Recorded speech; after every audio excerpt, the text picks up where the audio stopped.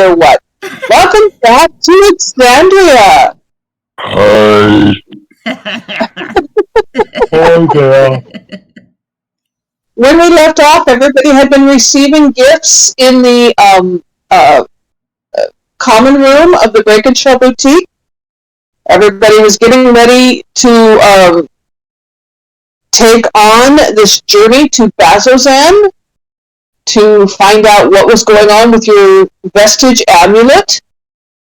Is there anything anybody wants to do this evening before we do our take-along rest thing? I actually am gonna PM you. I'm PMing you, DM. Okay. DM. What time was it? Where exactly did we end off? I forget. Oh, you were in the common room of the Break and Shell Boutique. You just made your confession announcement, and the AO's group and your group had decided that with between 11 of you that there was no reason to fear going into Bazzoxan, that whatever problems arose from the populace, you guys could face down. And the general consensus was that you had had trouble with a couple of people. You had not had trouble with the guard or the official people of Bazzoxan, and that basically the ordinary people could suck it. I also want to ask, does everyone remember the gift they got from Farrell? Nope. Yeah. I wrote it down for once. I got Knuckles. Knuckles. Are you Captain Knuckles? And Knuckles now. Captain Knuckles. And Quick got the Scorch Whip.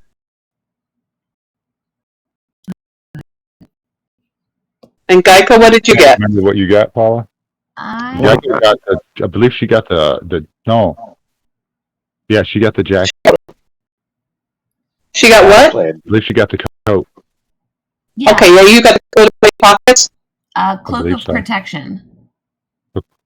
Yeah, you got a cloak of protection, Geico. And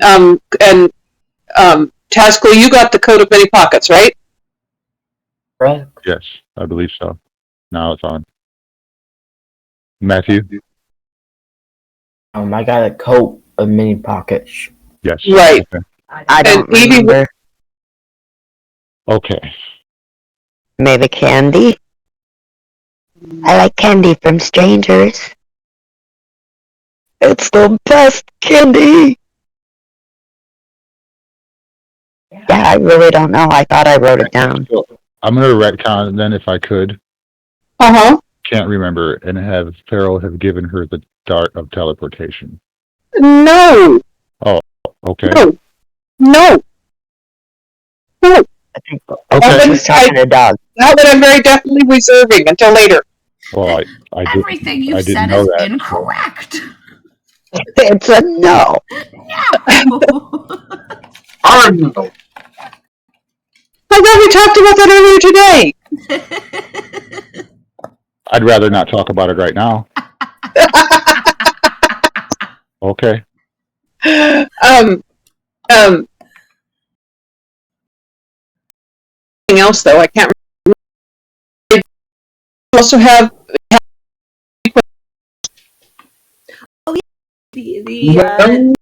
it was what the one that didn't empty. Oh no, that's what you got, Evie. You got the flask. Yeah. With the healing potion. Yeah. I've got And regular. I have you guys gave me a flask earlier too, but it does plus the saving rolls or something. I got it written down. Right. Oh, we're so good at keeping track of our stuff. I have told you guys over and over, write this shit down because I can't remember it. I wrote it down. Oh, yeah. I wrote it down. I wrote it down.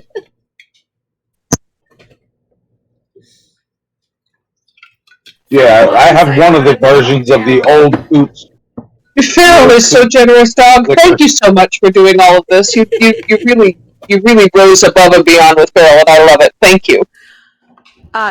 Side note, after the game, Alex was like, why did you get so fucking excited during that game? I've never heard you squeal like that. Because I muted myself when I realized that who Pharaoh was in relation to Geico. And I was like, I met my benefactor. And he was like, okay. And I was like, it's Dog's character. And he was like, okay. And I was like, his name is Feral Coot. And he goes, that's not a real name. And I was like, right, though, right? His own wife didn't realize it for 6 months. And he was like, well, that's also Gala.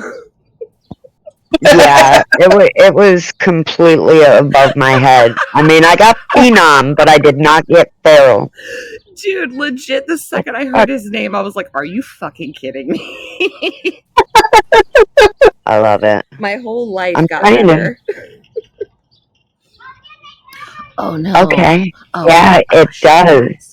Okay. So they finally fixed it so that if you click on where it says you have advantage, it tells you why you have advantage now on D&D Beyond.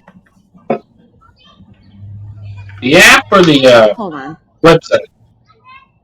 For like advantages, like if you hit your armor class, like my armor class is 19, so it says 14 armor scale mail, +2 dex bonus, magic bonus, jewel You guys of look 3 beautiful prayers, and you have dormant, beautiful children. and 2 shield, +2 for the shield.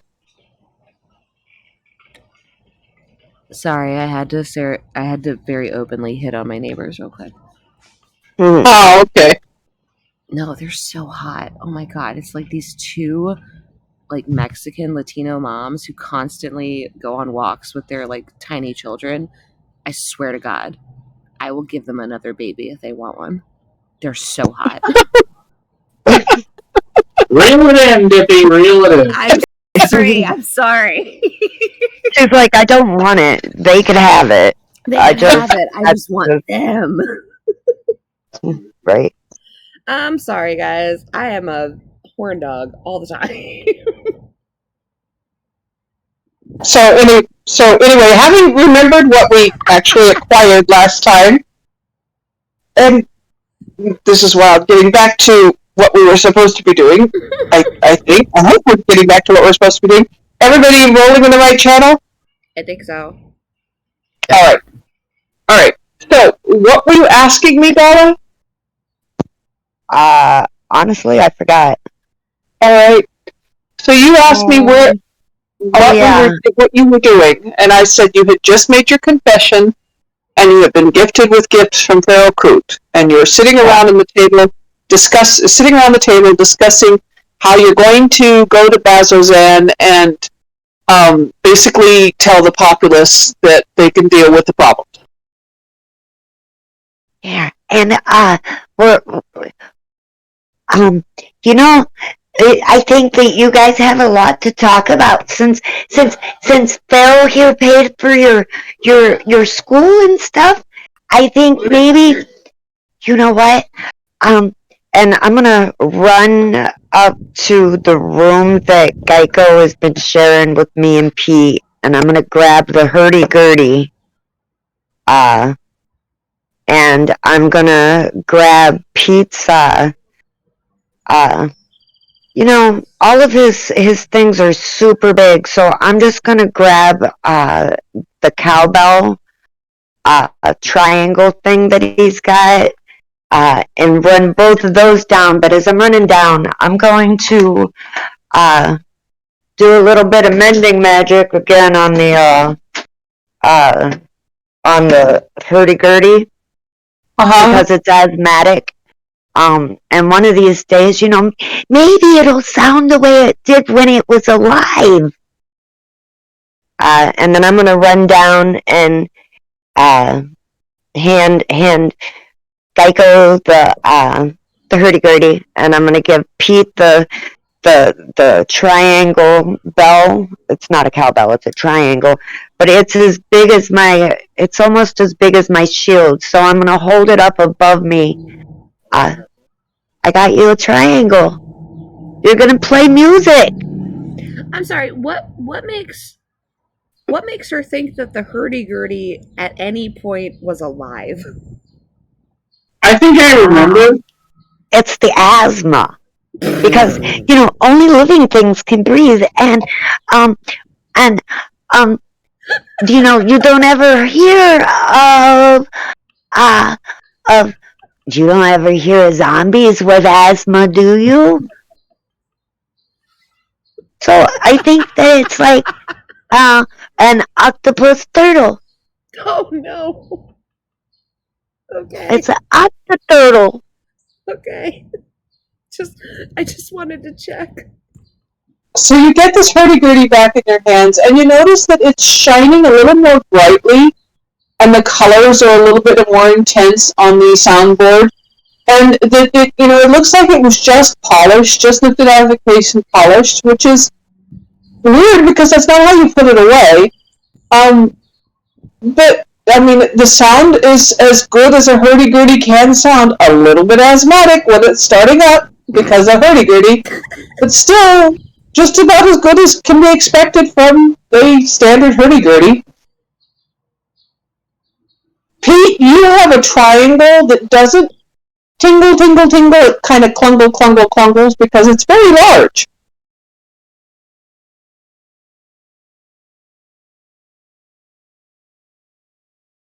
I think it's one of those triangles you see on. I'm sorry, I missed it. What'd you say? Okay. I said you were gifted a triangle by Evie, and it's like one of the ones like Queequeg just said. It's one of the ones that used to be hung on the door of a ranch to call in the cowhands and bang, bang, bang, bang, bang, bang, bang. It doesn't have a nice jingle tingle sound. It has a clungle sound. It's a very large triangle. The kind of thing you ring when lunch is ready. Pete accepts it graciously. Yeah. You guys should play a song. I think it'll be great. Do it. Okay. Follow my lead. You guys watch this. It's gonna be great. He just starts playing like a shanty version of Poker Face by Lady Gaga. Rah rah. Rah Roma. Ro mama. Yes, repeat after me. Rah rah. Performance checks from both of you. Rah, rah, rah. Oh my god, really? With a plus 11, I only have a 17. Jesus Christ. Well, you have a 16 from Pete, and the two pull off not a perfect. It's not practiced, nor is it expected to be practiced. That's the size triangle it is. And you pull off Poker Face. You and so I mean, you talk a little bit on the you can't read my, but it is pretty good on the Poker Face. Can't read my poker face. Face. Yes, exactly that. Poker face. Poker face. Face. Yes. Can't read And the talent they're not singing. The talent is not picky. The clientele here consists of bugbears and goblins and hobgoblins and orcs and half-orcs and the occasional half-ogre and drow. And, I mean, no one here is a connoisseur of fantastically beautiful music. They come to Gorbingas to relax and be themselves, and the music that you're providing somehow just fits the scenery perfectly. I want to fold them like they do in Texas, please. Fold them. Let them hit me. Raise it, baby. Stay with me. I love it. That's Geico.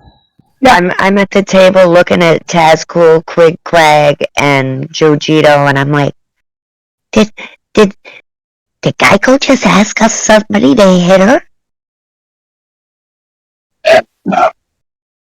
Don't worry about it, kid. Queequeg is going to stand up, walk over to where Gorbinga is standing, and ask her, do you know where I can get some earmuffs? And she looks at you and says,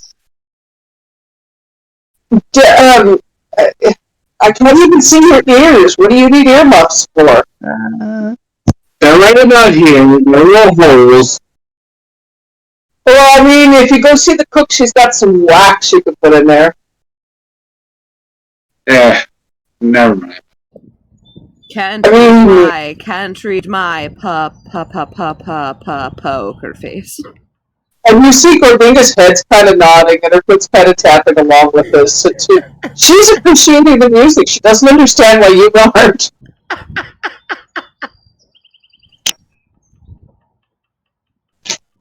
And with that, the evening passes with what passes for music with this group.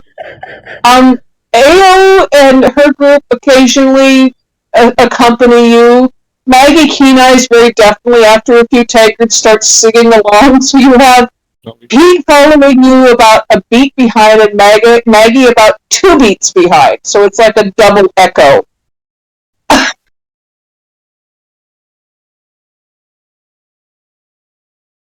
Papa face.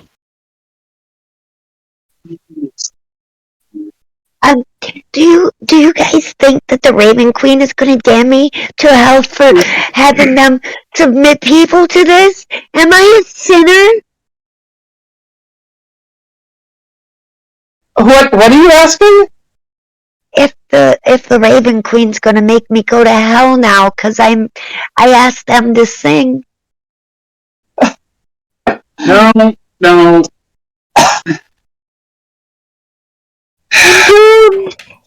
She's not gonna worry about it, kid. Dermot comes over and kind of stands behind you and pats you on the shoulder. This tiny goblin cleric who's no taller than you are, Evie, and looks at you and says, the Raven Queen doesn't care about music, 1, and 2, this is good music. I don't know what your problem is. Well, I guess it's all in the taste. But I don't think this is really music. It's kind of like... to roll with him. A hard pair we will be. A little gambling is fun when you're with me. I love it. Russian roulette is not the same without a gun. And baby, when it's love, it's not rough. It isn't fun. Beat. Dermot, this is like somebody did math badly. And he looks at you like, I don't understand, and you see that he's actually kind of getting into it, jigging back and forth a little bit.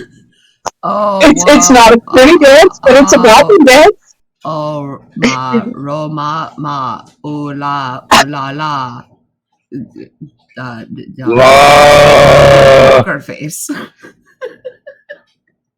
You're crossing your songs though, Dip. I don't understand Lady Gaga most of the time. She wears meat dresses, and I like. And Gorbinga looks up at you and says, "God, who's Gaga? Meat dresses? Why would you waste the meat?" No, you don't waste it. You eat it afterwards. A dress you can eat? Yes. Oh, we're done singing now. I have to look into this. Some of my girls might like that. Some of my clients might like that. I will become a client if you dress your women in meat dresses. Oh, good to know. I will definitely search into this. And she starts making notes. Jesus. This is almost at the point where Evie is like, maybe I'll just start use Spare the Dying on all the burgers and all the steaks. Oh, God. Oh. So the night progresses as we barrage this poor tavern, with general appreciation from the weirdly appreciative tavern audience for the most part, and party members who are just completely not into this. Tazcool, what are you doing during all this? Not much. He's not really into music. Oh my god. Jojito, what are you doing? Flute. Playing my flute. Playing my You're flute. playing your flute? Okay, so Jojito is accompanying you. I need a performance roll from you too, Jojito. Oh, wow. Okay, I like music. Jojito's his solo is like a solo rap, essentially. His solo is yeah, no, it's I won't tell you that I love you, kiss or hug you, 'cause I'm bluffin' with my muffin. I'm not lying, I'm just stunning with my love glue gunnin'. That is that's Geico. So you really believe that the Nigganese guy can rap, don't you? Just like a chick in the casino, take your bank before I pay you out. I promise this, check this hand, 'cause I am marvelous. I said that there. You said that there? Yeah, that's about the best I got. Give me performance, please. I'm doing it. It's rolling now. I hate everything about this. You're lying. You love this. I am so 18. excited. I'm so happy. Yes, he's backing me up so good. Wait, Yep. what 18? happened, man? Am I helping you play music still? You forget about Pete? You already rolled, didn't you? Yeah, no, she was just telling me my part of the me, you, and her playing. I thought we went into another song. I'm like, what? Oh no, it's still the same song. We're still Poker Face has a rap part. I literally don't know the song because, I don't listen to the radio. I mean, because you're like a normal human person who doesn't listen to Lady Gaga. I mean, I know who she is. You know what? I'm proud of you for that part. I'm just not into her cackling. I won't tell you Well, that I love you, kiss or hug you, 'cause I'm bluffing with my muffin. I'm just lying. I'm not stunning with my love goo gunning. Just like a kid in the casino, take your bank before I pay you out. Promises, 'cause checks is can't, 'cause I'm marvelous. I think Pete's going to have to roll a concentration check. Right? Using him. What do you want? Dude, what do I roll? I'm just gonna shut up now, guys. Pete, I've got a pretty good intelligence, and I couldn't remember a word of it. Know what she's doing.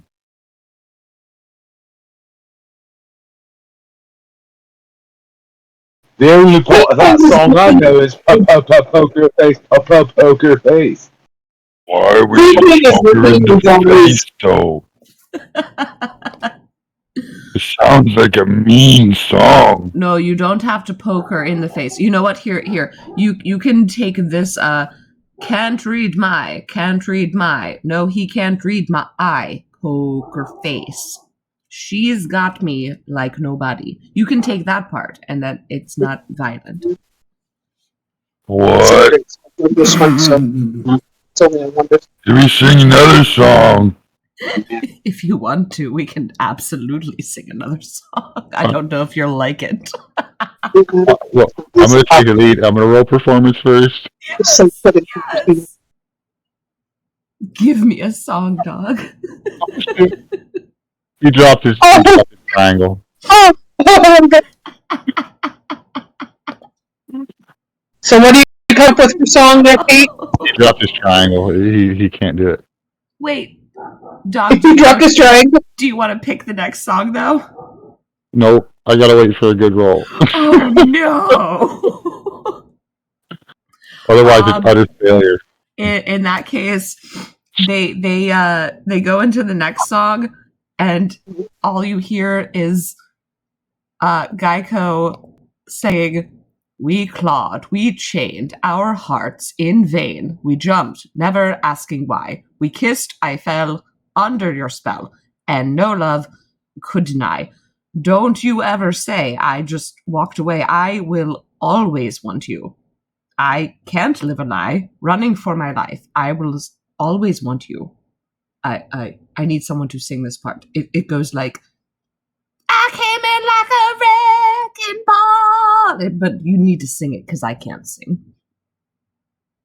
You're making me queasy. I don't think that's how the song went. Evie, sing it. You have to sing it. Oh, what do I sing? I came in like a wrecking ball. I've never hit so hard in love. Just sing it, and then we'll play behind you. Pete's still fumbling around trying to find his triangle. And you kick it with your foot and it clangs against the stairs. As Evie begins to sing with Geico, under Geico's tutelage. I came in like a wrecking ball. I have got to take off the mails. That's not the lyrics. You don't know this song. Oh, here we go. It's performance, right? Come on. All this is happening. Queequeg is sitting up, holding his face in pain at the mutilation of. They call this a sea shanty, but this is not a sea shanty. I mean, so sea shanty version is I came in like a wrecking ball. Like it's bouncy. It's not good. Nothing. No version of this is good. And you are putting Queequeg in metaphorical pain. He is a proud sailor. He has served hundreds of sea shanties. So you're hearing a sea shanty version of Wrecking Ball, but the lyrics are just I came in like a wrecking ball. I've never felt so hard in love. So Evie, what are you doing with the chorus that you're singing?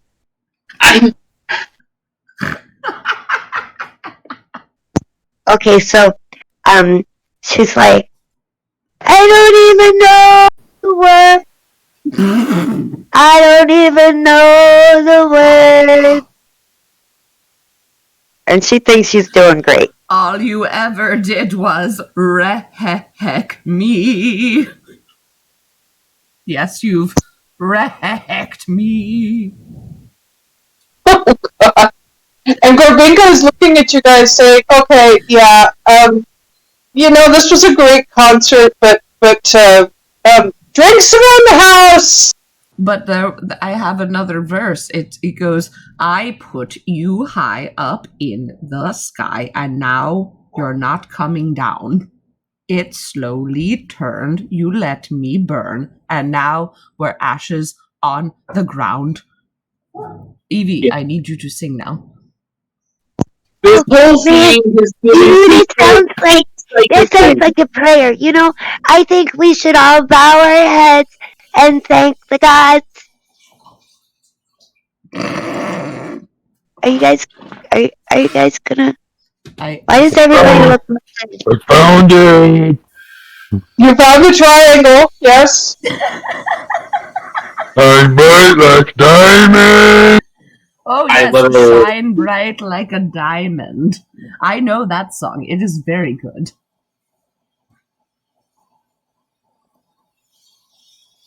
Shall we sing that? Choop, choop. Crickets. Yeah, so Evie's asking everybody to play with her. You're asking people to sing Shine Bright Like a Diamond, which people don't know. Pete's standing there holding the triangle that he found, and the Queequeg is over in the corner holding onto his head, having taken psychic damage. Emotional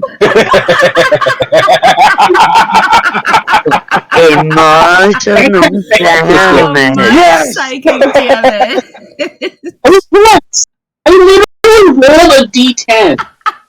Rolled a d10 with 8 points of psychic damage. Oh my god, I'm so sorry, Steve. Hey, like no wisdom save. It's that terrible. Yeah, it's that terrible. I just rolled a straight d10. And as he's rolling that, all you hear in the background is Geico and Pete trying to harmonize, going, shine bright like a diamond.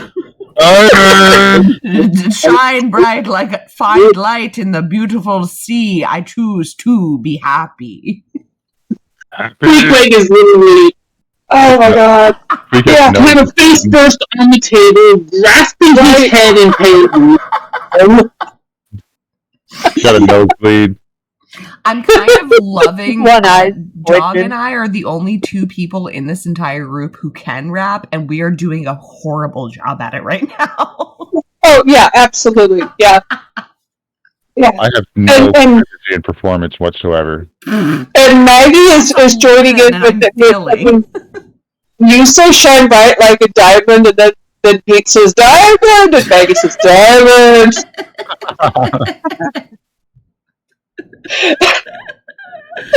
We're like diamonds in the sky. Your shooting star I see. A vision of ecstasy. He's now talking to Gorbinga.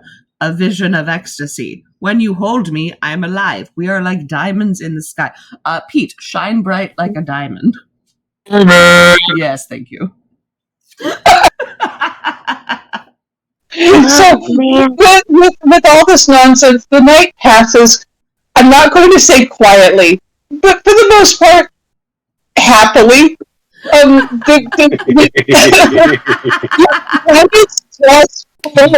Queequeg are obviously not enjoying themselves. Tazmo sort of tacitly bearing up underneath it. Queequeg is loudly unappreciative of the I took another point of sight damage. Just howling in pain. Steven's like, I hate everything about this, and I'm punishing myself. You are literally doing this butchery of sea shanty, some sort of butchery music, calling it a sea shanty to an experienced sailor. Yeah, it's not going over well. And it's a beautiful thing. And it's family's revenge. The evening passes quietly enough as you all He spit out for me and then he ate it. Huh? No, sorry. Negan wasn't eating his like joint pain arthritis medication, and Alex got him to eat it. Oh, nice. Yeah, he was like, it smells super beefy, so I figured he would be super into it, and he was straight up like, no, I know that's medicine. But when Alex gives it to him, he's like, oh, I love you, human person. Thank you for such a tasty treat. Yeah. Because they're dogs, right? Well, no, it's because that's Alex's best friend, and he would not look at me today after I brought him back from the vet. Oh. Mom, you were there. You took him to the vet. You were there when he got stabbed and fished out with a lady with the yeah. Or a vet. He has never been at the vet before. He only today. I mean, you're on his shit list. You're on the shit list, baby. So on the shit list right now. He won't even look at me. I feel bad. With that, we're going to go ahead and retire for the evening unless there's anything that anybody wants to do tonight. It's late at night, 9, 10 o'clock at night. Is there anything anybody wants to do and accomplish? Are any of the shops open? No shops are open. This is a town that rolls up at sundown. Did the oh god, the orc lady, did she go to bed already? Orc lady. Molly. No, the from the other team. I guess. Oh, the ogre lady. Ogre. Maggie, no. Yeah, Maggie, no, her group's there kind of killing the evening with you, literally. They'll retire when you guys do, but they're still all there. Okay, can I pull her to the side? I mean, she's almost 12 foot tall, so yes, you can. It is not unobtrusive.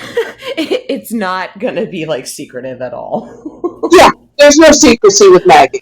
And to be fair, I don't think Geico understands secrecy. He's just gonna be like, Maggie, large woman, please come with me. Okay. And he's gonna like, he's not really gonna walk too far away. He's just going outside of the room, and he's not lowering his voice at all. He's just talking normally, but he thinks he's being secretive. I think my friend Pete could use your expertise in being an ogre.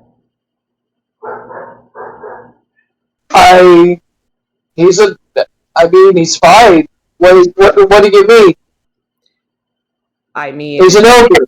yes, you are, okay, hear me out. You are smart. And you can have a conversation with me. He can't. If you could, please encourage him to drink as much as possible. Why? Because he gets smart. Smart. Like, he talks like you and I when he drinks, instead of that's his impression of Pete. And she looks at you quizzically and says, "Hey, talk fine." I need him to drink so that he, okay, obviously you are not the person I should have spoken to about this. I am sorry for wasting your time. It's okay. Goodbye. Bye. You can leave now. I would appreciate if you just left. But she just walks back into the tent. He's gonna walk back in and just set a tankard of ale right in front of Pete. Like, please drink this. What is it? It is flavored water. It's tasty water. It will hydrate you. Drink all of it immediately. You think Pete dumb? No, actually, I think the opposite. I just want to have a conversation with the not dumb part of you. Huh? I don't like ale. Ugh. What if I put a lot of honey in it so it was sweet? What do you want to talk Pete about? Literally anything. Anything. You are the only person that I've had a good conversation with since I've been here. And we had one conversation in which you were smart, and then you stopped drinking, and I don't know how to interact with anyone else here. Aside from the tiny person. In which case Let's talk. Yes, are you sitting? No, please drink first. Are you sitting? Yeah. Pete's just gonna plop down on the bar stool or the bench next to you. Oh, hello. Hi. Alright. Pete no want ale. We talk. We talk like this? Only way I know how Pete talk. I have heard you talk different ways, but sure, yes, all right. How are you doing today, Pete? I'm hungry. This is partially why I did not want to have a conversation with you while you're sober. Excuse me, bartender. Can we get, do you want to share a pig with me? Actually, yeah. Can we get a bucket of eyeballs? That would be great. Then she very officially hauls up a bucket of not extremely well cleaned this time, but they're still eyeballs. Oh, they still have meats on them. These are delicacies for sure. Here, we should share. And in the meantime, you tell me,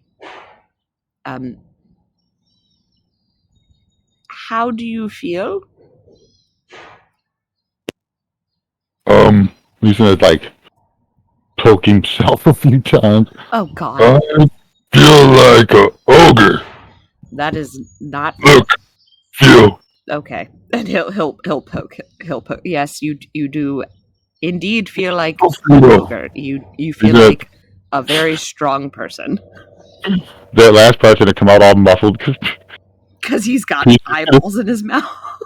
No. Well, maybe, but Pete's just gonna put his hand on your face, like, how do you feel? Oh my god. This smooth. Yes. He's now petting you on the head. Please stop touching me. Oh, sorry. It's all right. This is why I kind of wanted you to drink, because I feel like you're less touchy. Huh? And also more verbal. So, I want to be your friend, Pete, but I don't know how when you're like this. I thought we were friends. We are friends. I just want to be able to have a conversation with my friend. I'm not that smart. You are incredibly smart. But I think we are conversating. No. If you drink this, you are smart.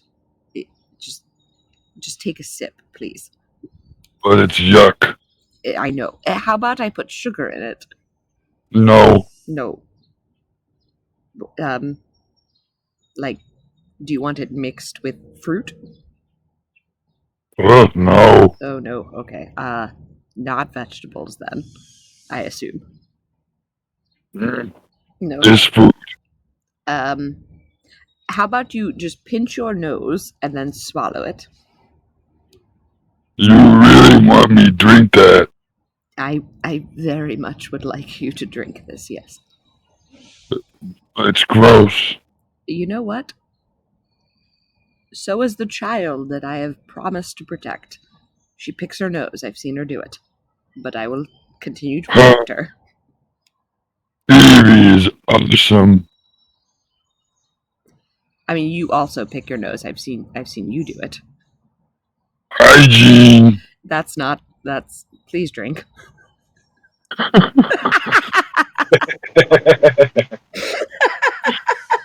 So this conversation goes on and on and on and on and on throughout the evening, with Pete being, rather distant and rather difficult to convince to drink, and Geico being rather persistent because Geico.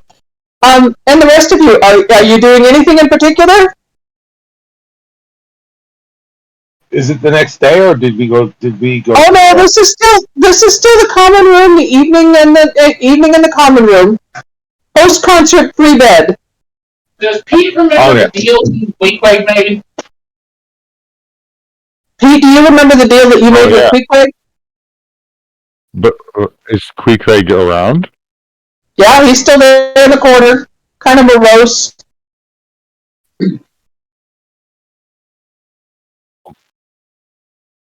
He would have to be near me, like, for me to... Huh? He'd actually have to be by me. I can't just pick it up and take it to him. Let's say we're at the same table. If he joins the table, I would... Yeah. So he's right there. Yeah. So, try to switch the cups. Okay, so while all this conversation is going on, roll sleight of hand, Pete.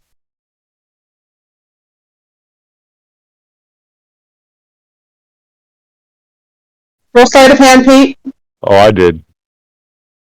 Okay. Yeah, you're able to try to get the tankard from in front of Geico and pass it over to Queequeg, but it slops a little bit of the ale on the table as you're attempting to pass it to Queequeg. Should I roll sleight of hand to try and catch it a bit? No. You're kind of sitting there sulking as he's trying to switch your empty tankard with his full one. Can I guide him myself? That's him doing it? Huh? Can I guide him myself? Huh? Yes, you may. What is that? A D4.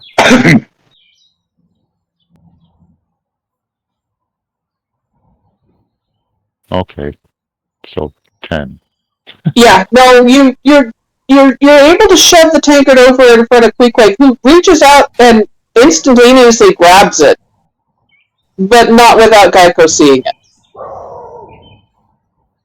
and not without Ale being kind of knocked all over the table. I'm sorry. What am I seeing? Oh, man. You're seeing. Hold on.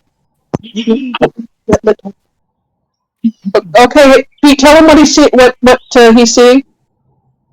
As we're talking, Pete's just kind of sliding over the tankard to Ale over to Queequeg, who's come over to sit down.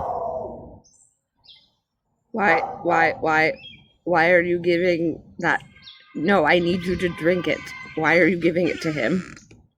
Queequeg, you like it? Yes, that's because Queequeg is a drunk. Hey, how you doing? Yeah! He goes to high five Queequeg. Drunk! No. Queequeg high fives him back. Roll performance, Queequeg. See whether or not you're able to high five back, because you've had 30 points of Ale trying to drink away the memory of the concert earlier in the evening.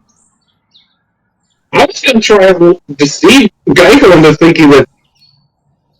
Yeah, no, you're snockered, dear. I need performance. Yeah, a 3. Yeah, you attempt to high five Pete and miss completely, and actually slap Geico in the face.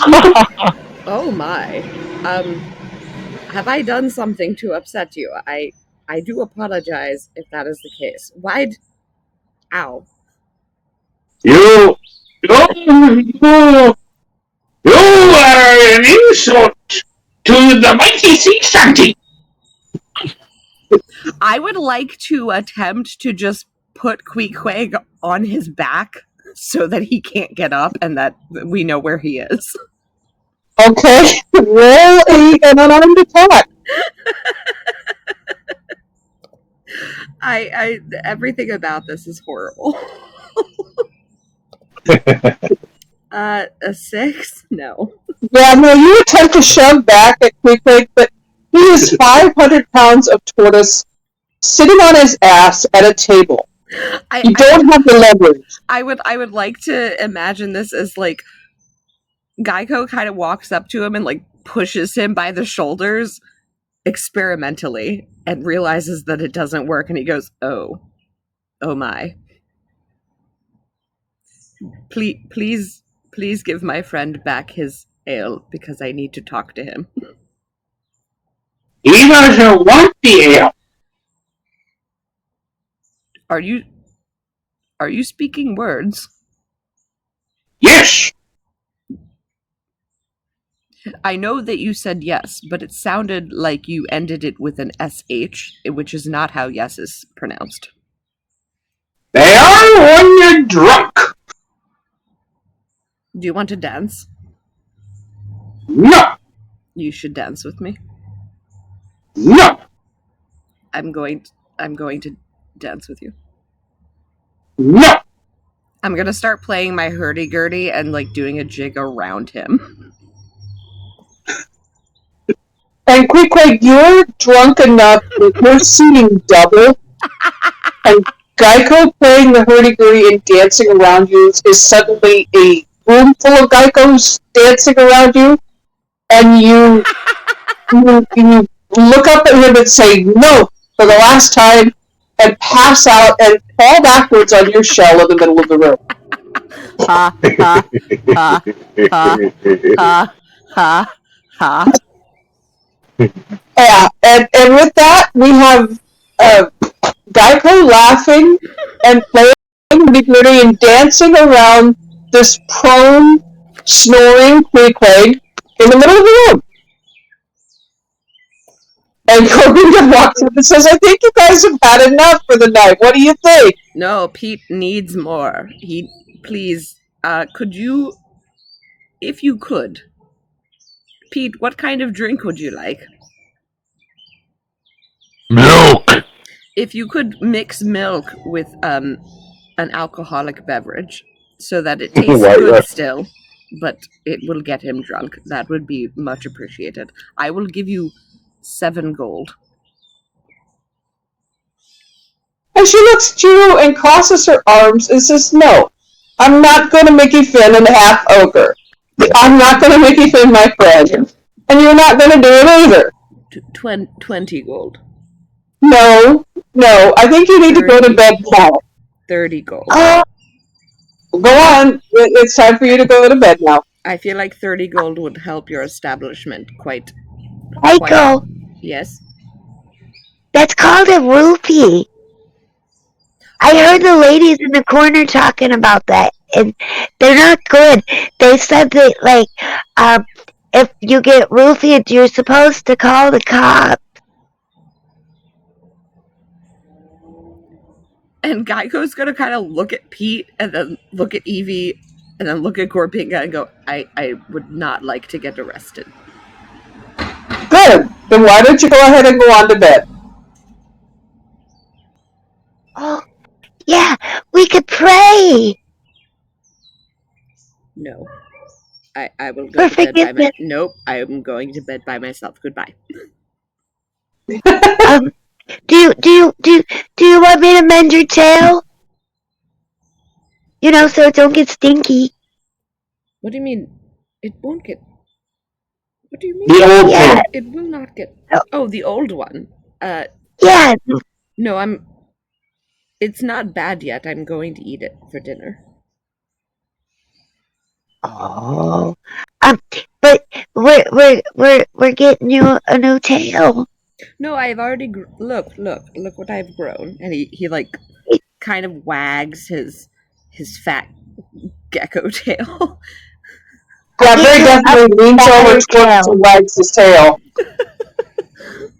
I have a new tail, but I am hoping to get rid of it soon so that we can give it to our a dragonborn friend, and then I will get a new tail that is more equipped to my body type. Well, maybe you'll get a rainbow one this time. I don't want that. Okay, come on, Pete. You guys were going to bed. It's time to pray. Okay. Queequeg's just being left on the floor. Yeah, Queequeg's left on the floor. Yeah. Let's say the one this morning. Good night, Pete. Good night, Evie. And then he'll go over to Queequeg and try to roll him over and then drag him up the stairs. No way. Alright, make a strength check. Because this is a 425-pound total. Oh my god. And 17? Yeah, with a 17 and a little help from Maggie and a couple of other people, you are able to right him. He's not awake. So he's now kind of, lying on the floor face down. Oh, we should, someone should hold his face so that it does not hit the stairs. And if as you go for it towards him to try to help him up the stairs, his tail and his legs and his head pull into his shell, and all you hear from inside the shell is snores. He doesn't have it. Ha, ha, Really short, ha, ha, ha, ha, ha, ha, ha.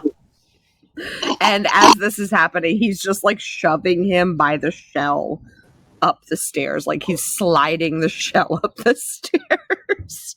Alright, let's see here. I think that's going to be athletics there. I want to see how well you can do this curling. Oh no! I want to see how well you can curl the turtle. 10. Yeah, no, you attempt to. He's heavy. And he is dead weight on this floor. And Gorbinga looks at you and says, yeah, no, I don't think you're going to do that. Just leave him where he's at. He's happy, he's content, he's fine. Just go on to bed. When he wakes up, he'll come up to bed too. This is a total that is 425 pounds, and carrying 92 pounds of equipment. Yeah, you're not going to get him moved. Not tonight.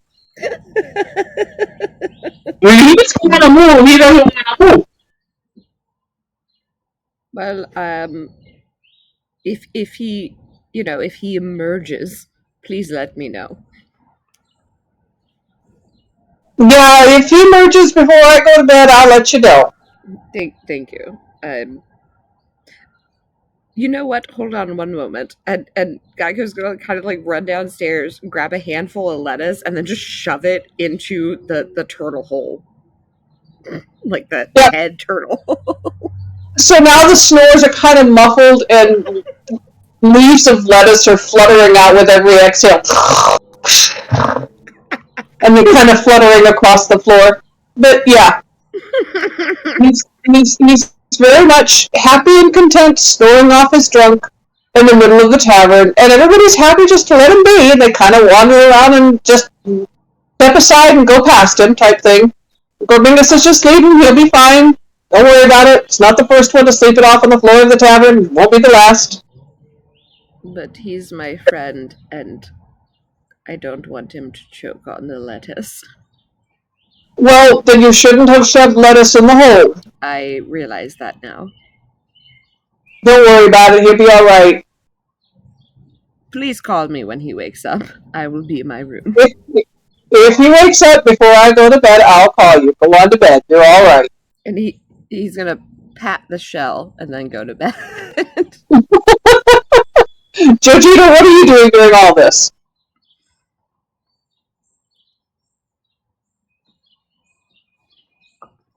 Joe? Joe, I think you're still muted. Sorry. Yeah, I'm just watching and laughing mostly.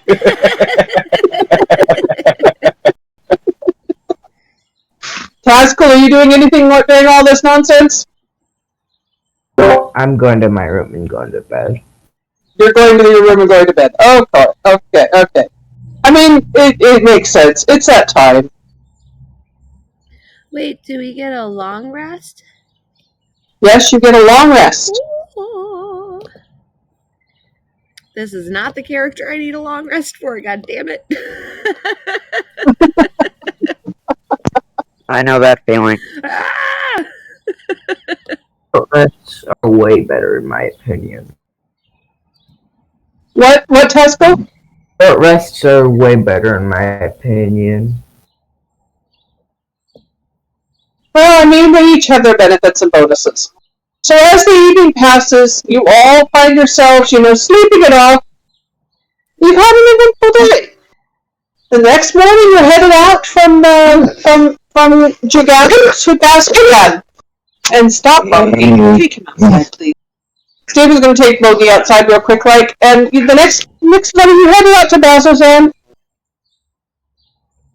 And so the morning will be spent to doing whatever purchases or last-minute things you guys want to do before you head out. And we're taking the train, right? No, baby, there's no train in Exandria. Oh no. I'm sorry. My brain is so Good, long day. Yeah, we gotta hoof it on this one. Ugh. So, I do have something I need to do. I need to go get everybody some parasols from the sun. Alright, so the morning comes bright and early, and Evie, you and Pete did not indulge, so you do wake up early. You can go ahead and take care of your errand. Okay, so is Quick Quack still asleep? Quick Quack's still asleep in the tavern great room, snoring. Lettuce kind of wilted on the floor in front of him. And he's on his back? No, he's on his front now, tucked into his shell in the tavern great room. That was rude. They should have left him on his back. But I guess this will work. I'm gonna put a couple of chairs up around Quig Quag before we leave to go get the parasols, because that way we could use them as a table. Yeah, it's a valid idea. It could definitely work. He's not very flat, but it could work. Oh my god. They completely messed up last night. They missed their chance for a break dancing turtle, and then this morning we could have woke up and had a family-sized table that was flat. And as you say this, Gorbinga comes up to you and says, "You know that a turtle on his back can't breathe really well, right?" Wait, he said he don't have to breathe. He could like walk underwater with no breathe holes. No, darling. Darling, he doesn't have to breathe a lot, but he does have to breathe. And on his back, he can't breathe at all. That's why your friend flipped him over. He did the right thing. Man, does that mean I'm gonna have to learn how to levitate? Because he's always on his back. Well, I mean, it might be a good idea for you guys to pack some, poles to use for leverage type thing. Oh. Turtle whipping might be kind of something you guys are good at. Okay, so then we need we need a 10-foot stick. A 10-foot pole. Do they sell 10-foot poles here in town? Oh yeah, you can get that. That's no problem. Okay, a 10-foot pole. And how many parasols should we get, Pete? Okay, and you're discussing this right next to Queequeg, who wakes up slowly. There's mumbling and awful. I'm gonna pat him on his shell and give him healing word hangover edition. Oh my god. Marvel! So it's kind of emerging from his shell. For 10 healing points. It's kind of woke up without a hangover. Okay? It's a weird world today. He just stands up, starts stretching, pumping his joints. Gorbinga looks at you and says, "Yeah, you tied one on, dude." Well,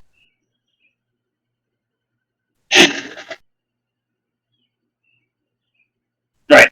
Gorbinga, quick question. Yeah, what's up? There a place I can pick up a concertina around here? You know, little accordion things. Oh yeah, there's a shop that has musical instruments here in town. I don't know if they got a concertina, but you can go find out. Thank you. It's down in Embarcadero. I figure I'm going to teach myself how to play so I can show that wizard what a speech he actually is. Alright. I mean, yeah, good on you. Alright, it's only pride. And she points you towards the tiny little instrument shop run by a very elderly goblin at the end of the Embarcadero. Okay.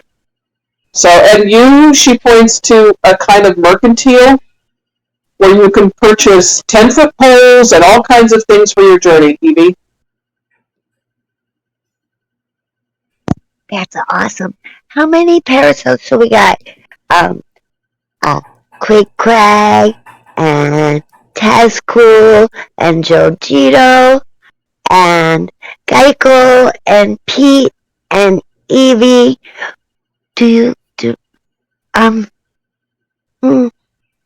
Okay, so fast forward to there with Evie.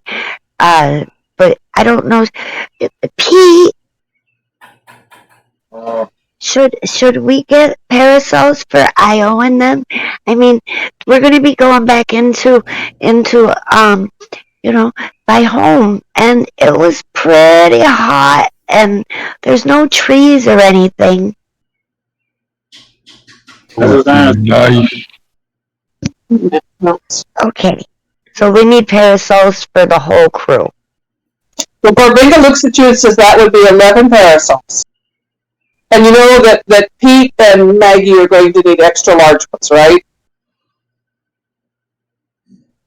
Easy peasy. We could just get a tent. Here's what I think you need to do. You go to the mercantile, you tell them you want 9 sunshades, 9 sun parasols, and 2 patio umbrellas.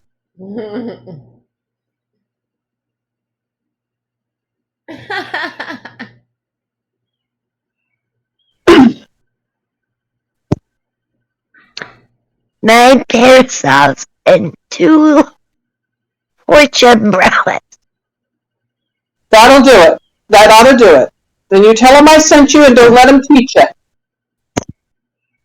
Oh, they can't cheat me. I've got a zone of truth. Do you see this face? Nobody can lie to me. Hey, There you go. Good kid. She hands you a mug of blueberry milk to go and sends you out to the mercantile. Meanwhile, Georgito, what are you doing this morning? Anything that you want to do before you get ready for the trip? Oh, I think I'm good today. You think you're good? I think I'm good. We got provisions, All right. right? Yeah, you're being provisioned. Oh yeah, then I'm okay. All right, Casper, what are you doing? Just to try out these new knuckles. So what are you doing with the knuckles? You're going to go practice with them? No, I'm just itching for a fight so I can punch something. All right. Tasker, what are you doing?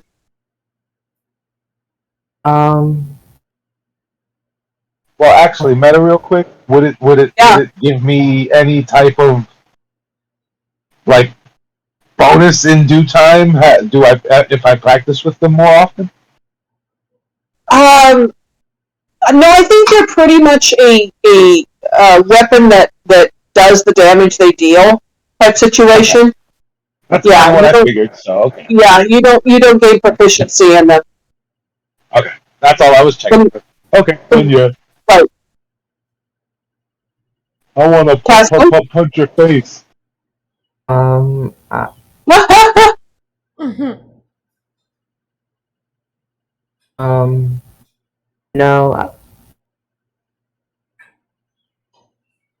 So you and Georgito are just having breakfast down in the common room. As Geico, you come downstairs, having kind of been the last one to wake up. And what are you doing this morning to get ready for the trip? Anything?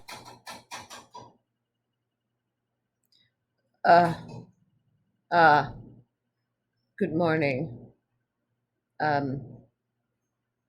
I see that you're eating food. It looks like good food.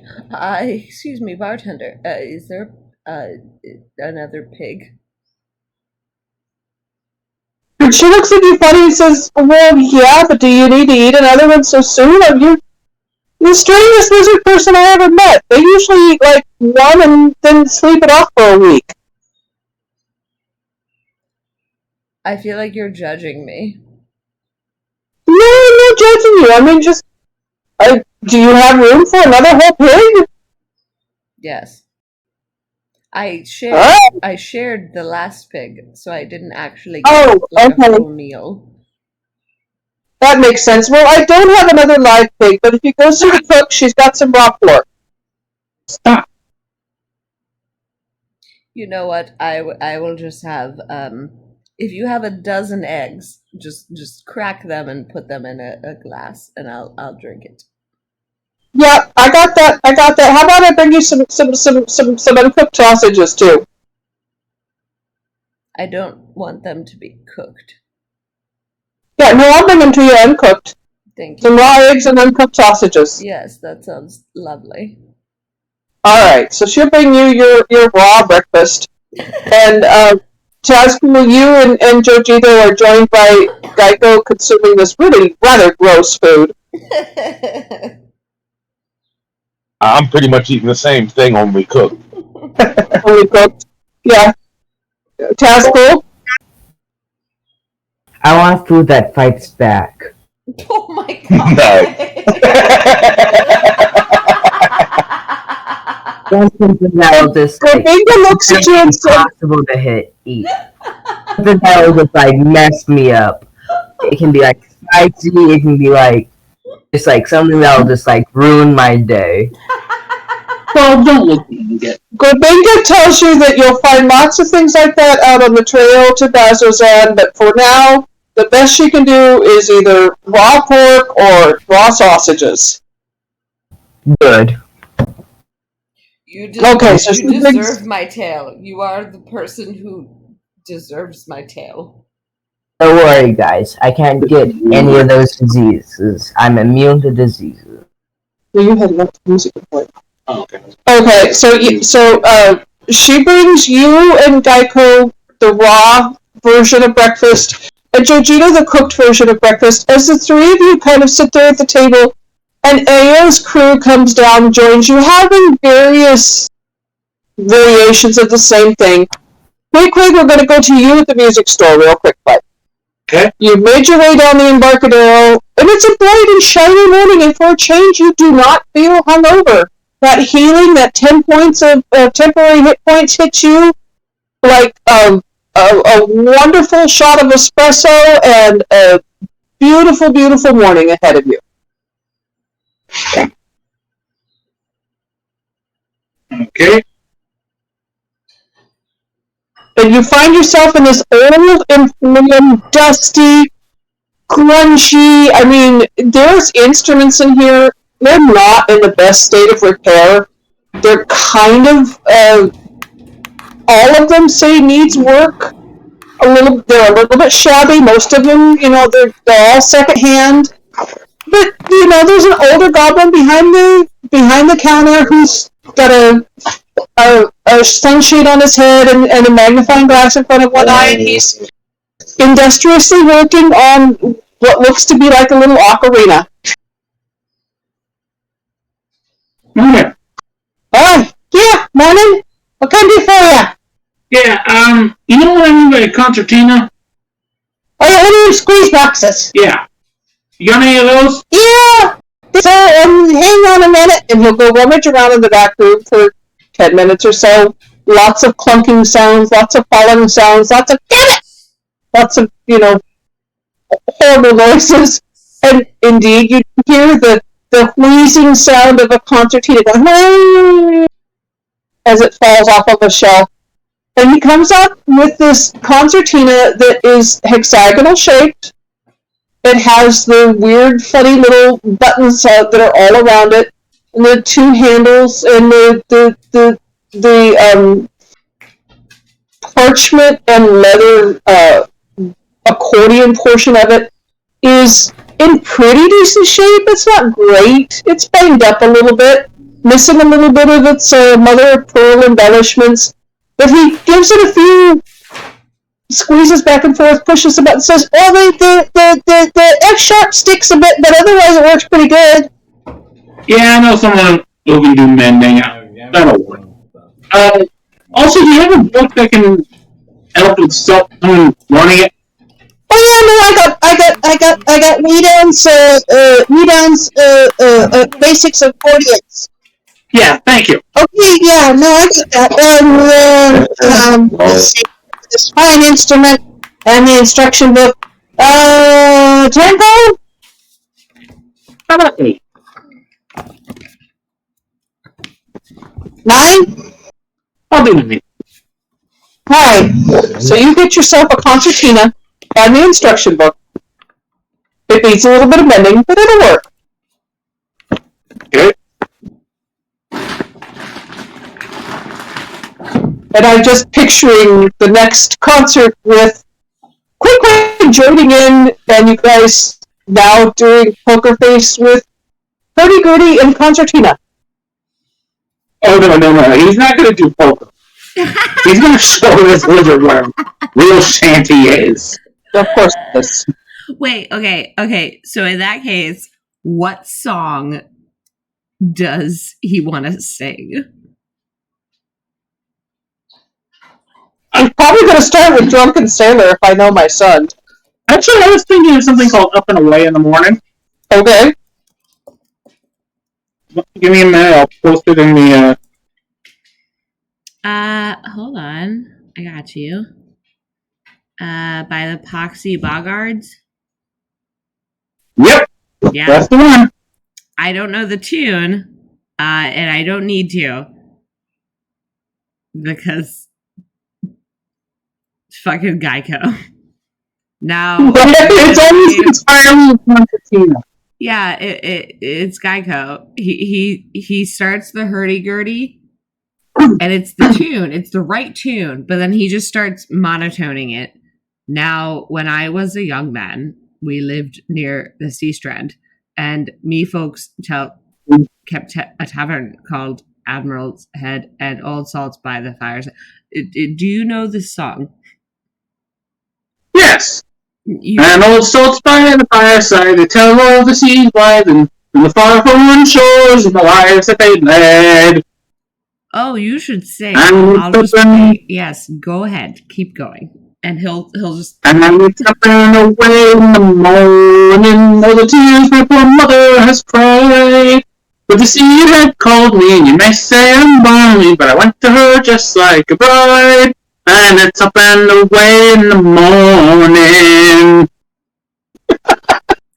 I feel as though you should probably... Do you have the capability of warming eggs?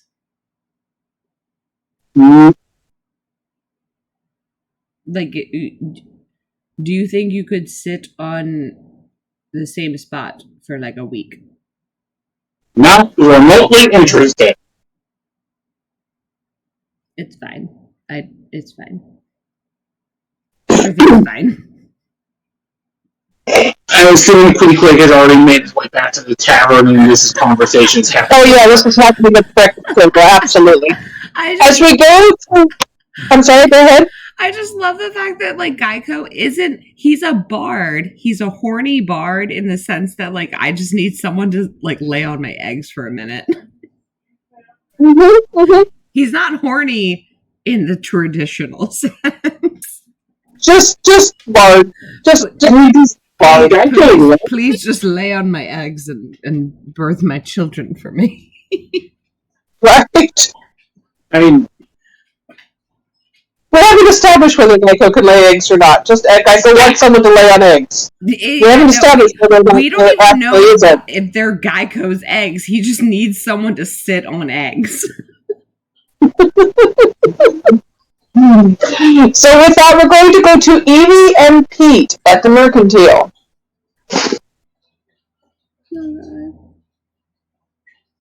After you, Pete, and I'll open the door. Okay. Okay, so 9. We need 9 parasols. Or do you think that maybe we should just get big hats that they could tie to their head in case it's windy? Okay. Okay, so we'll ask the storekeeper. Oh, hi. Yeah, hi. How can I help you? And you're helped by a young half-orc. Hi. Hi. What can I do for you? We don't know if we need hats or umbrellas. Well, what are you looking for? Take it away, Pete. Take what away? Oh, man. Tell him what we need.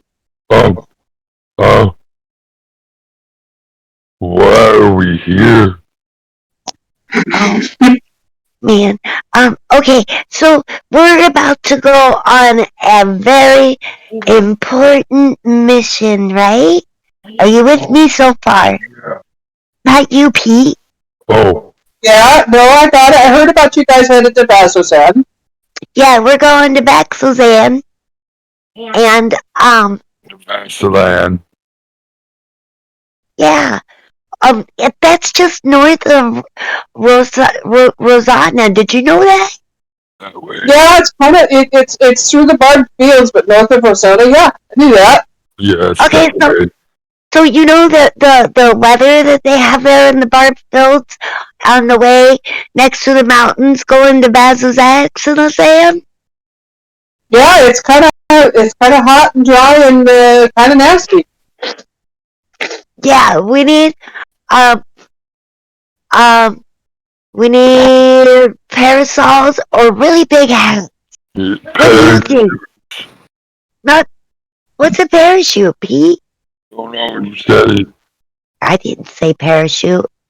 But yeah, we need parachutes and hats. I mean parasols and hats. Okay, I mean, I thought you guys were gonna. They said you were getting a caravan together. I thought you guys were going in a covered wagon. Okay, look, have you ever had a tire break on you, and then like your okay, hold on, look, see right here, and she pulls out one of her adventure books, and and then the adventurers they went into the forest, and then they broke the wheel, and then they got pulled over by by I can't read his name. It's all scribbled on because I named him something else. But then they got robbed by um um what do you call those things that they rob you? Do you remember? Bandits? Bandits, yes. Then we got attacked by bandits, and then then nobody takes the umbrellas. Well, I mean, if you want umbrellas, I could sell you umbrellas. Yeah, alright, no big deal. I got them. What kind do you want? I got big old cloth umbrellas. I got the kind that sort of fold, but they were made by a goblin artificer, so I wouldn't recommend them. And then I got these old wax paper ones. Well, the wax paper ones won't be good if it gets wet. So, we'll go with the cloth, and Okay. and okay, so we need 9 of those. Do you have any what did she call that? A balcony umbrella? Patio umbrella? Yeah, that's it. For my head. Yeah, I could see where the big guy would need something bigger than one of these. We need 2 of those. Yeah. Okay, so alright, yeah, no, I got those. I got these ones that are made of like bamboo and tarp. Easy.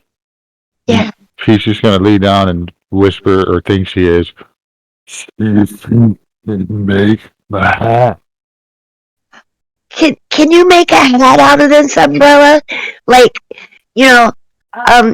okay, let me see your strainer. Oh, I'll hand my colander over to her. Okay, can you put a hole through the top of this, right? And then stick that through, but don't stick it through too much because Pete already has brain damage, and more brain damage would make him different, and he would have to adjust, and he's not really good with changes. Jesus. Okay, I think I could. I think I see what you're talking about here. You kind of want an umbrella hat for the big guy, right? Yes. Just a Okay. hat. I don't think we want to use the colander. That's kind of hard to. I mean, look here, and he's going to show you one of the bigger cloth umbrellas, not the patio umbrella, but one of the bigger cloth umbrellas. He says, "Look here, see this ringer on the inside that's got the supports? If we put like a leather strap around the inside of that, then you can wear it like a hat." Okay. Oh, you are brilliant. Does that work? Okay. Also, do you have any levels?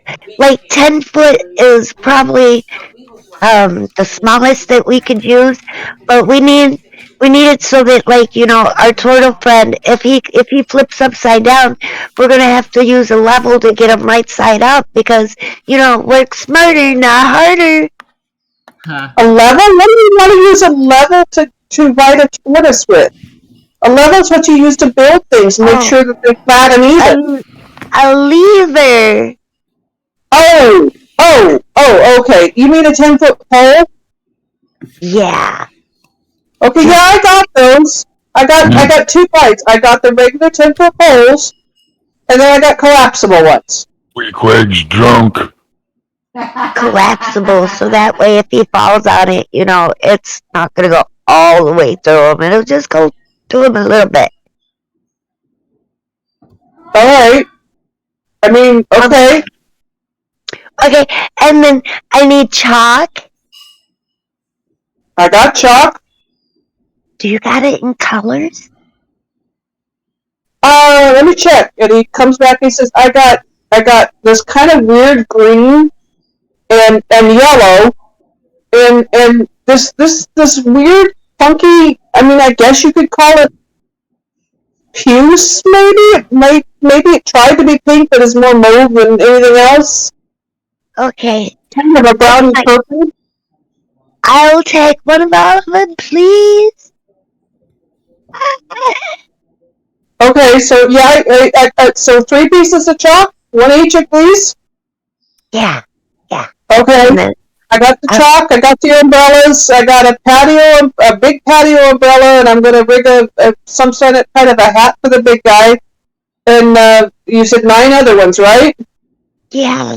And he starts pulling them out of this box that's in the rear of the store, and they are dust covered and just hideously inappropriate. Some of them are pink with polka dots. Some of them are weird black fabric that's kind of going green with age.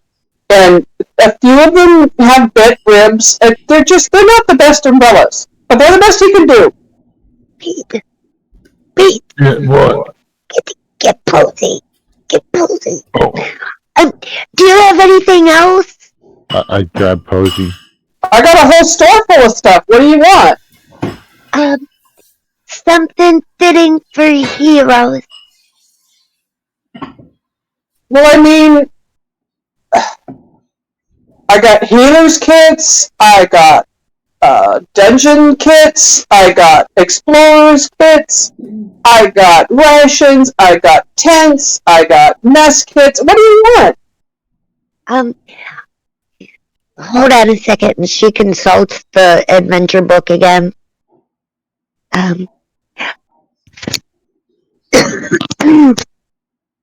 Do you have any thieves' tools? No, maybe I don't have thieves' tools, but I do have general tools, if you know what I mean. And he gives you a big wink. Roll perception.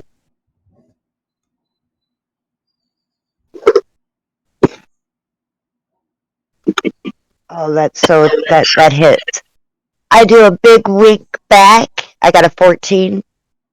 Okay. Pete got a 25. Yeah, you don't get it, but Pete understands that what he's telling you is that he cannot sell you thieves' tools as thieves' tools, but he will sell you thieves' tools as tools. We can't sell you a bong, but we could sell you a water pipe. Right?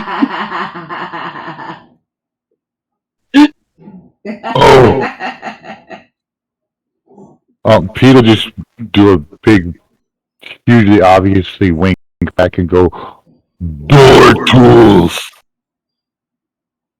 Yeah, I could do that. Yeah, we got those. Do you have, let me check and see if I got one, because I might already have one. A little bell. No, do you have maybe, a bracelet with bells on it? The jeweler might have that. I don't have that. Do you have something that oh, okay, I kinda get that. She's just looking through all her shit that she's got on her. Do you have centaur itching powder? No, honey, no. I don't know anybody in town who would have that. You might check the apothecary. That old guy's got some weird shit, but I don't think anybody else in town would have it. Can I do a general perception to see if there's anything that catches my eye? Absolutely.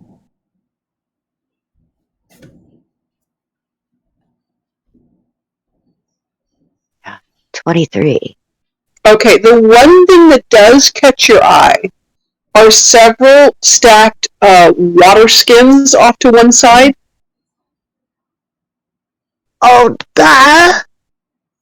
Can we get some water skins? Yeah, that's probably a good idea if you're headed through the barbed fields. The water's kind of scarce in that area. So he'll sell you a dozen water skins, the umbrellas, and your collapsible 10-foot pole, and your chalk, and your thieves' tools. And he looks at it all and says, "These umbrellas are really sad. It's going to be 30 gold. Okay, so I noted this haggling thing, right? But I really want to try it. So, I hand him my flask. That's got, some good liquor in it. It's perfect for breakfast. Take a drink. He opens it up, takes a drink, says, yeah, no, that's good stuff, and hands it back to you. Okay, so, instead of 30 gold, right? How about 35? Done! Good deal. My God! Are you What, sure? Pete? Yeah, that's the best.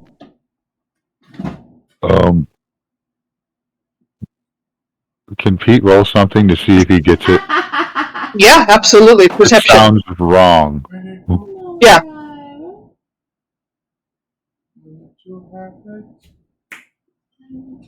13.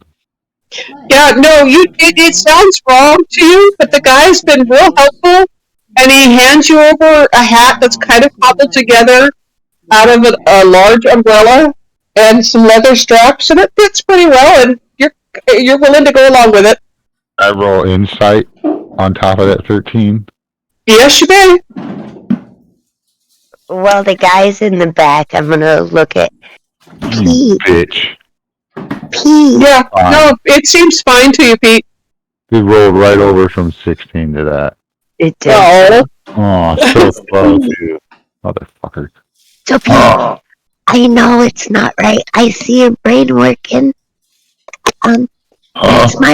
That's my way of tricking him into taking a tip.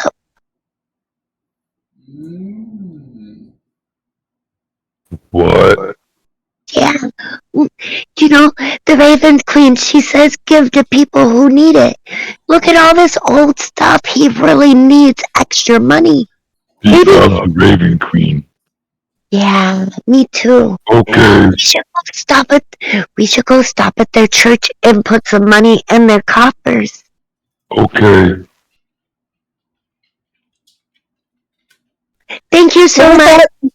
You're able to equip yourselves as royally as he can help you. And he feels a little bit bad because he did kind of cheat you a little bit. So he throws in some extra rations and a couple extra explorers kits. And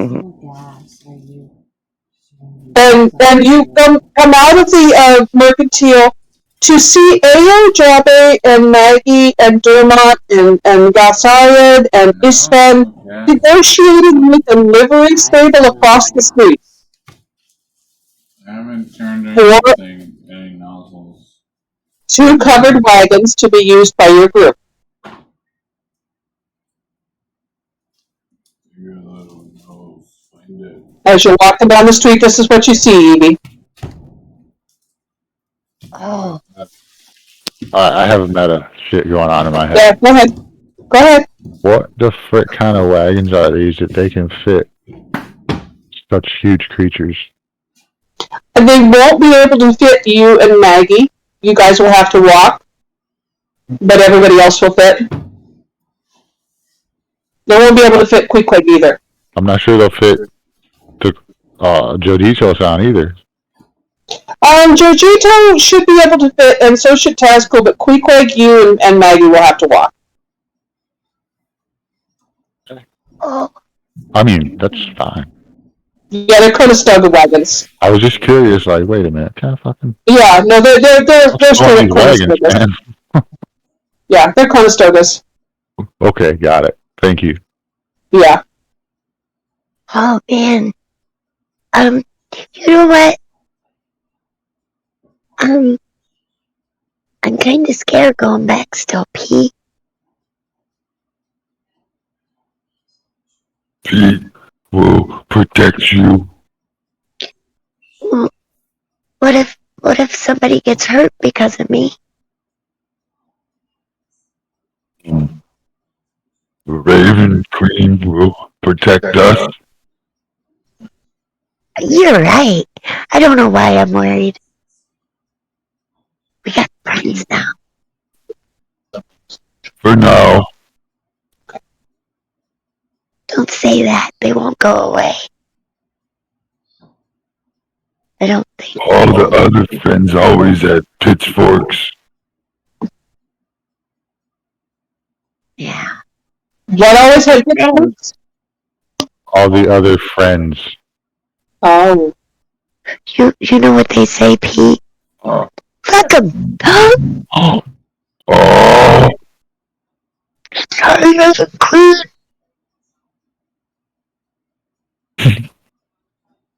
Let's go. All right. So you make your way back to the tavern, and you get there right about the time as Ayo and the other group walk in and say, "Okay, we got our wagon set up. It's going to be 5 gold from each of you to pay for the wagons, and that means everybody can take a turn. You big guys, you won't be able to ride in the wagons all the time. You mostly have to walk. But if something happens, we can put one of you in a wagon, and the rest of us will walk, type thing." Why would I pay for something that I cannot use? You can use. Okay. I would like to lay in the wagon for a long time. I mean, if that's what you want to do, that's what you want to do. It keeps you out of the way. If I am paying for it, I will utilize it. That sounds like a good plan. So she's going to ask each of you for 5 gold for the wagons. Excuse me. Yeah. What do you need? Well, I was just wondering. I'm only 11 years old, and do you guys have like an under 12 free with an adult special?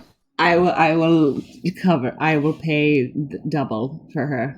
I will cover it. It's fine. All right, Chef. That's no big deal. She doesn't pay work. I'm sure as long as it gets paid. There you go. Most places have an 12 get in free thing. Yes, this is. I assume this is not one of those situations. Oh. Okay. Then can I pretend to be says the wagon doesn't care. The wagon owner doesn't care how old you are, kid. He charges the same whether you're 1 or 21 or 101. Yeah, Ayo's not the wagon owner. She's negotiating with him. Okay.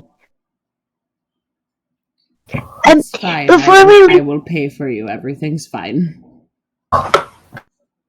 Before we leave, I would just like to say, and she gets up on the back of the cart, and you guys are wonderful and amazing, and I'm so very glad that you guys have decided to come on this adventure, and I really hope that that you guys are all safe and happy. And did everybody eat before we left? And basically she cast motivational speech. So she's bullshitting and saying all this shit for like a minute. And our party, because I'm pretty sure there's only 5 other people. Yeah, there's only 5 other people in your party. All y'all get 5 temporary hit points and advantage on wisdom saving throws for the next hour. If an affected creature is hit by an attack, it has advantage on the next attack roll it makes. Okay. And Dermot sees what you're doing and hops up on the back of the thing and says, "Yeah, what she said," and waves his hand and gives his party the same thing. Ooh. I'm a high fiver. Yeah, and Aya says, clerics, I guess they're good for something. And with that, you guys head out of town on your way to Bazozan to find out what is the meaning of this vestige of the divergence that you have been entrusted with. And we're going to go ahead and take a short break, and we'll come back with the first leg of your journey to Bazozan. We're going there to find out what is what. What is what? Alright, take a break, guys. Smoke them if you got them. Drinks, whatever you need to do. Okay. You want that? Are you pooping? I'm pooping. Puber. Well, not this very moment. I'm going to go poop. See now. I'll be back, guys. What did you say there, Joe? Oh, come on. Oh, nothing. I was talking to the cat. Alright, Scratch her butt while she eats. Matthew. Yes. So, have you been given Tazcool's change of Alignment and supplies. Mm-hmm. Because you know that we're gonna be sitting there on the thing and just rocking back and forth like, oh, what's up? I'm excited when I hit level 7. Yeah. Stupid overpowered. Yeah, permanent. I get everyone that, because I know Wilde's a nice person and would probably take out like the stipulation they have to be everlasting. Okay, so everyone that's evil within 30 feet of me gets including me gets a damage to attack equal to my charisma modifier. They basically get plus 5 to damage. Nice. So what is this property? Is this a single-use thing that you do? Let me check. Quick. Okay. Yeah, tell me what this is. It doesn't happen till you get 7th level, right? Aura of Hate. Aura of Hate? Yes, Aura of Hate gives you a bonus to melee weapon damage equal to your charisma modifier. This bonus also applies to any evil allies within 10 feet of you. Bonus is I'm not going to worry too much about evil allies. I'm going to say that the bonus will apply to melee weapon users in your group. That's what it says, melee weapon attacks. Okay. Huh? What?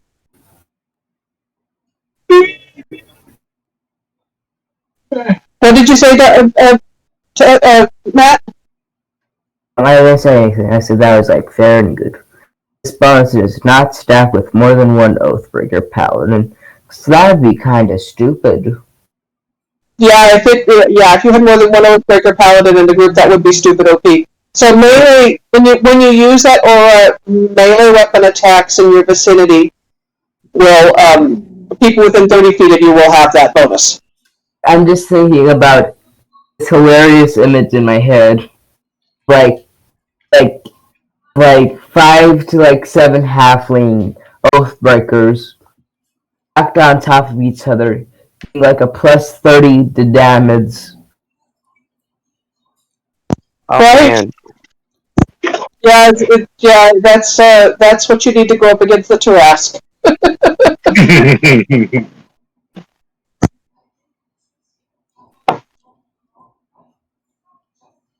So yeah, I'll give you that it does not have alignment. It instead applies to melee weapon users that are within 30 feet of you. Okay. Okay? Supernatural resistance. Right. Your party members that are within 30 feet of you and attacking with a melee weapon. Okay. Alright? Okay. So there you go. I think that ups it up a bit too. I thought that's a cool ability while I was going over the future abilities. How often can you do that? It's permanent, it appears. It doesn't have like an aura. If you remember to invoke it, it just works. Yep, it's even out of combat. Like it has no stipulation. Okay, so you just have to tell me that you're using it. Yep, it's just like I think this is a fair trade-off because Jesus Christ, that's broken. You still get Aura of Protection? No, you can't have two auras operating at the same time. You're gonna have to use one or the other. Okay. Yeah, I think that's the only stipulation on the auras is you can only have one at a time. You can have one at a time, and you have to remember to tell me you're using them. Okay. Okay? Like that spores thing that the druids have. Mm-hmm. Yeah, the Oath of Spores. Yep, that works. I like that. All right, I'm going to use the restroom. I will be right back, and we'll be ready to go. Okay. She pooping. No! Not that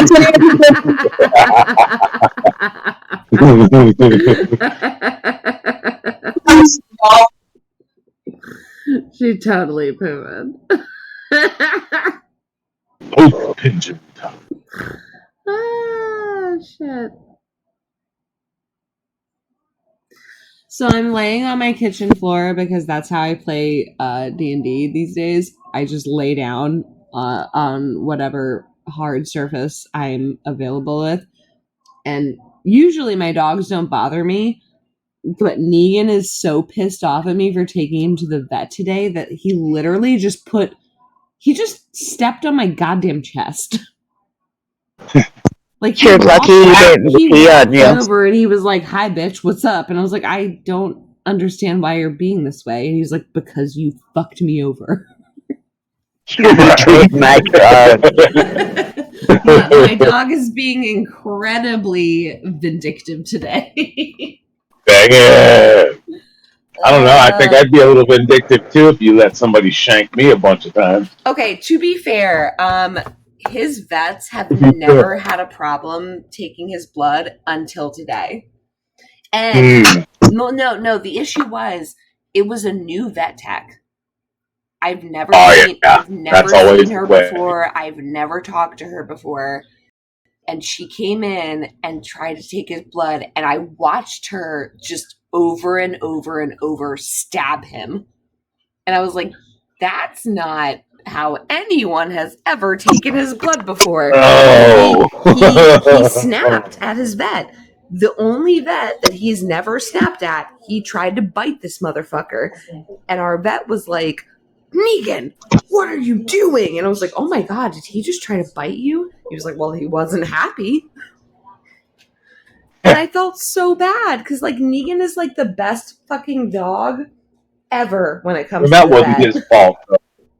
That wasn't his fault, though. No, it wasn't. And I felt so bad. Like, to be fair, we have two dogs. Our younger dog has no problem with any vet. Negan, specifically, this is the only vet that I request. Like, I ask when I call, is Dr. So-and-so gonna be there? Like, because Negan has actively hated every single one of his vets because they've all put a thermometer up his ass. And he remembers that shit. Oh yeah, so would I, dang it. Right? He's like, you violated my butt, motherfucker. I hate you. I freaking hate you. And this is the only vet who's never stuck anything up his butt. And he's like, I love you. And then today, all of a sudden, he tried to bite him. And the vet was like, oh my God, he's never done that before. And I felt so bad because he's such a good dog on a regular basis. But this stupid ass bitch was just like, I can't find your vein. So rather than pulling the needle out, I'm just going to stab and stab and stab and wiggle it around. Yeah, she was an asshole. Holy humanity. Like, yeah, no, a As a human person, I would be mad about that. Oh yeah, dude. Yeah. I've seen it happen. It leaves a nasty, nasty bruise too, man. Yeah. And they were like, and she even used the excuse of, well, he's getting vaccines, so he'll be tired today. He won't remember. Bitch, you think he won't remember you? I've literally had to ask for new vets because he remembers who sticks shit up his ass. That's right. You don't know my dog. Right, 110%. I can guarantee you're never going to see him again because he will try to bite you. it. He hates you. What kind of animal would they be able to find? A moorbounder. Oh, God. A moorbounder. In Jorhash, you would be able to ride a moorbounder. They don't have elephants or anything? No. Don't talk to me about Jorhaas. Okay, so to be fair, I was like, when I first joined this group, I was listening in on the last like 5 episodes of the original Jorhaas. And now, Oh my God. And now I'm playing it, and I'm like, oh yeah, it is totally fucked. Yeah. 110%. This is like, Well, to be this is fair, way calmer than the other games, in my opinion, at least. oh I my can see it God, getting Matt, better than you're sounding the so diplomatic, and that's not what it is. Right? Matt comes in like, oh yes, Jorhaas is very problematic, but at the same no, Matt, it's problematic, period. You know, Mr. I know. Fireball. Okay, I only killed one PC doing that. Okay, I'm sorry. I didn't even have to say shit. He automatically defended his killings. Matthew, I love you. Only one PC. Just one PC. I didn't kill everyone. I only killed that one person. And it was a great part of the story. It was so good. And that fireball won us that combat round, and I would stand by that until I die. If I had flexible casting, that combat would have been over in 2 rounds. Okay, let me just be very clear. My first experience, like before I even played, my first listening in on a game was Matthew going, I'm going to cast Shatter on that mountain. I'm going to do it. I'm just going to, there's a goat? Yeah, I'm going to cast Shatter. I did. Oh, I remember that episode. Yeah, that was the first. Landslide. No, literally, that was actually the first time I was part, like, that was the day you guys invited me into the server, Right. and I That's when you listened in became on that game, and I family. was like, who the fuck are these people? Yeah, they blew the goat to pieces and caused a landslide. Yeah, and I was sitting there like, oh, okay. I've never actually played like a legitimate D&D campaign, but this is what I'm getting myself into, clearly. And it was just a harmless mountain goat. It didn't need to be shattered. It didn't. And we Yeah, so cast group charm person. And we all cast charm person on Dippy that day. Yeah, you Yeah. did. You guys all immediately 110% got me on your team.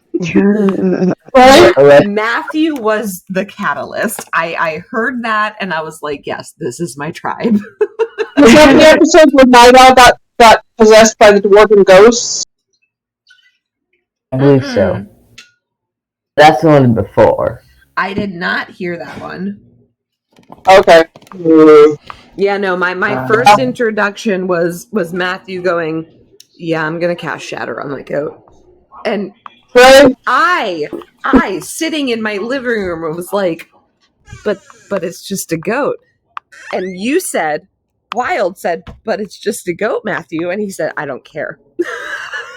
And then Let's be clear. And then I 2 days later, it's raining goat meat. It was beautiful. Like that to me was like the one and only moment of like, yes, these are my fucking people. D&D, raining goat meat, and the landslide. I had never played D&D before at all, and I was like, yes, this is the group that will introduce me to the bullshit.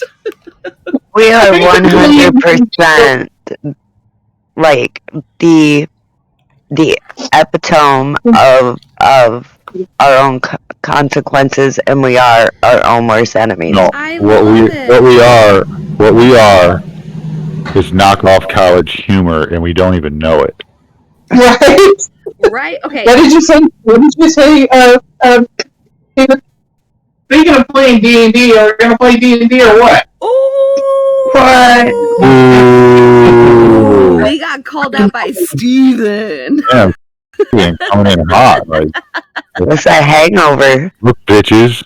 We're Right? fucking playing goddamn game. I feel like Steven's I ain't playing games about it. We're playing games. I'm not playing games about it. I want to put in my 2 weeks notice. Steven is a very scary boss. I quit right now. I'm just walking out. I'm not even putting my 2 weeks notice in. I'm just not coming back tomorrow. Fuck my 401k. Oh, The whole audience knows. So with that, you are ready to leave Chigao and head out down the Emerald Loop towards Bazozan. As you assemble at the carts, Maggie, you and Pete and Queequeg will be walking beside the carts. There are 2 horses, big old draft horses for each cart. Everybody else fits inside. That means 4 persons per cart, so sort out how you're going to be per cart. Is it our party in one part and their party in the other? What do you guys think? We might want to meet new people. Yeah, that's a great idea. We can improve bonds. All right, so who's riding with whom? We're drawing straws. All right. 10 and under one way, or one cart, and 11 through 20 in the other. Rollies for who rides with whom. I'll rollies for the other group. since I'm walking, I will be by the cart that Evie is in regardless. Yeah, I was going to say, I feel like Geico would be walking. And since he's super, like, I owe Evie my loyalty, he's probably walking next to Pete.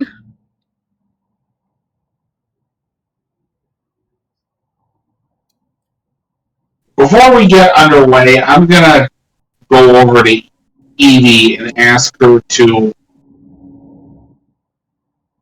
Hey, Evie? Yeah.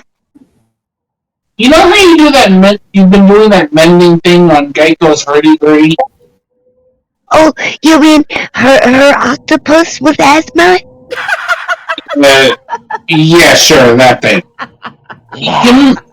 You mind doing the same thing to this concertina agent for it?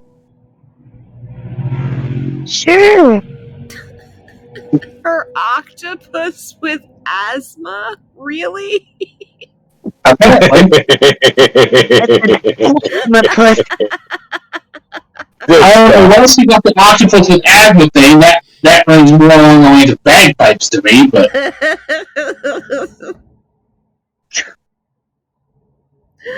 Oh my god. You know, when we was down under the water, I swear, it sounds just like the octopus in the one water. We were hiding from these guys, right? See, this is what happened. It was a cold and stormy night, and we had just gotten ran out of Basil Vaxcaban, and I'm sorry. so did you say Azkaban? That's the last command. Yes. And okay, so we had they had the pitchforks, and there was this one guy, and he was in particularly mad. And so he had a shovel and a hoe.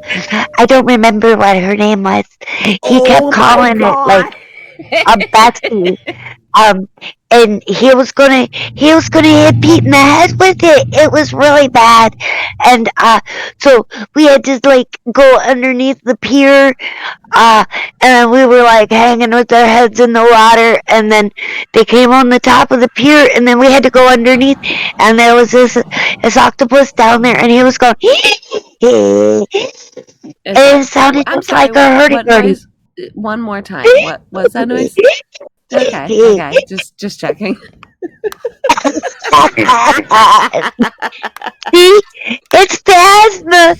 I got it. Everything about you I hate and I love at the same time.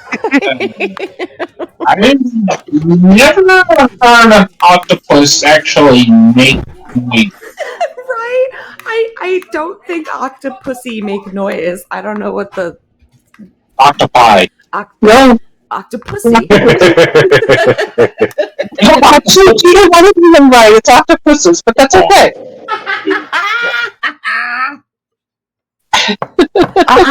Adult. So am I! I pretend.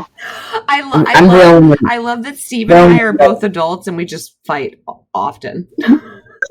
I'm Cephalopods. Matthew, you're really low, honey. Oh yeah. You have to turn it up a little bit. Matthew, I couldn't even hear you. Oh, it's okay. No problem. What were you saying? Nothing. No, say it. Nothing. No, go ahead, Pete. See, I'm the only one here that's not an adult. Right. Yeah, you're not an adult. You're trying to, and yet you're correct. You're the most adult. Honestly, I feel like Matt might be the most adult out of all of us. And then it's a joke. Oh, second. It's not even a joke. No, I'm genuinely saying Matthew is the most mature out of all of us. We are all 12-year-old boys, and Matthew is the one who isn't. Yay, I must have had a birthday. Everybody, I got you guys parachutes. No, parasols. I got you parasols because where we're going, it's a pretty scary place, guys. There's like it's hot, and there's cracks in the earth, and there's holes in the earth. Wait, you say it's hot? Yeah. This is lovely. No, your skin is gonna get dried out. No, well, yes. I will bring lots of lotion, but I also need to be in the sun. Oh yeah, you'll love it then. That's same. Reptiles don't sweat. Tazgul. Yes. I'm going to do something. And Geico is... Where are they right now, specifically? You're getting sorted into which of the carts that you're going to be driving in, and AO tells you and Tazkul to get in with her and Istvan, and Dermot and Galsari climb in with you, Evie, and Jojito. All right. Then Quickbone with Maggie and Pete are all walking beside you. You picked up your concertina. Yeah, but I asked. Oh, you can hand it to her and ask her to mend it. Yeah, I was doing that. Then she went off into some sort of tangent about octopus with asthma. So you look at me and say, "This is not an octopus. Nor does it have asthma. Can you bend it for me, please? Yeah, she definitely mends it. She was telling the story while she was doing the magic. She's like checking the little spots, and like in certain areas she like rubs her finger for extra mending there. And you know, And when you were telling the story about how the octopi sounded, you very definitely were testing the concertina at the same time. yeah. You know, come to think of it, it might have not been a real octopus. It could have been a fey familiar. That explains why it has asthma underwater. Little girl. None of that makes sense. Oh, actually, little girl's not strong. Turtle man. What? And Geico's just gonna present you with his ass. Pull my tail off. Just yank it really hard. It'd be better. You know what? Fine. And he's gonna grab it with both arms, just use the put cutting up against her, and pull. So you Ted's cool or go ahead, Matt. Isn't it better if you just use like a cutting instrument? No. It generally my tails just like they come off when they're pulled or yanked too hard. It's fine. Everything's fine. It doesn't hurt. I promise. And Queequeg, disregarding Tazquil attempting to, brandish his axe and volunteer to cut it off for you, absolutely braces one foot on the back of the wagon, gets a hold of the tail with both hands, and yanks hard. What do I roll for that? Just an armed attack.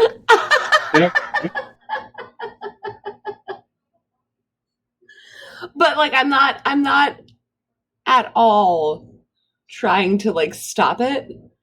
I know. Please pull my tail off so I can give it to Tazquil. 23. Okay, with the 23, he's successful at pulling it off, and you kind of almost do the equal and opposite reaction thing where you sort of somersault further into the cart as Queequeg is almost rocked back on his heels, doesn't land on his back, but almost lands on his butt. Oh my god. In the road, holding this lashing gecko tail, and I need you to roll your tail. D8. Okay, no, it's a Z6, yeah. Oh god. Roll your D6. Okay, so wait, hold on. It's, big money. It's R explanation point? Yeah, R. Point R. Exclamation point R. Space. Oh, exclamation point R, okay. Capitals. Okay, so that is, hold on, I got this. To be the same tail. Oh, this is gonna be so bad. 5 is horned lizard tail, very short with spikes. Yeah. So as the tail comes off, Geico just kind of like ceremoniously presents it to Tazquil and says, "That here, I promised you a tail, and here's your tail. I will grow mine tonight." And you look back at Geico's behind, and there's this very short, sharply pointed stub of a tail starting to appear, and it is covered in spikes. Thank you. Please, prosthetic out of this. You're very welcome. Just please don't eat it. Just can we attach it to his butt now? You're on your own with that one. And oh, I can help with that. All right. Okay, so I'm gonna first okay, so we gotta go for like, if you don't mind, can I make it while we're riding? I mean, you're not in the same cart. Oh, they did. I thought they did it before they got on. Yeah, no, they did this before as they were getting on the carts. Yeah, I just handed my detached tail to Teskel and was like, "This is yours now." Yeah, I can't do anything if I'm in the other one. Don't So even. you call out that you might be able to help them when you get to the when you guys camp for the night, and Dermot says, "Yeah, no, I'll try to help with that too, because you and Dermot are in the same cart and they're not." Oh, Dermot, that's really cool. Do you have any special, like, are you a leather worker? Or, like, do you make, like, wooden dolls for kids when you're not, like, preaching the good word? Huh, never thought of that. Hang on a second. I do have a talent. Just give me a minute. Hang on 1 second.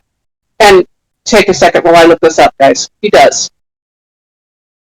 I can do it. I just need to look it up real quick. Give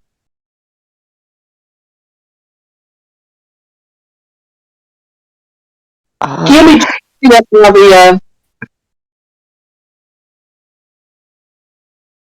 while the thing loads. We could do it. We could take watch together.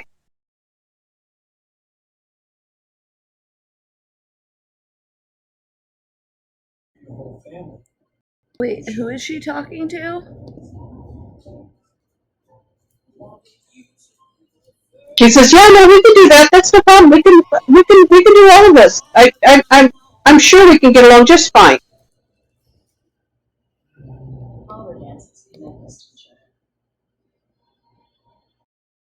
Now, hold on 1 second while he opens up here, guys. 1 second here. Yeah.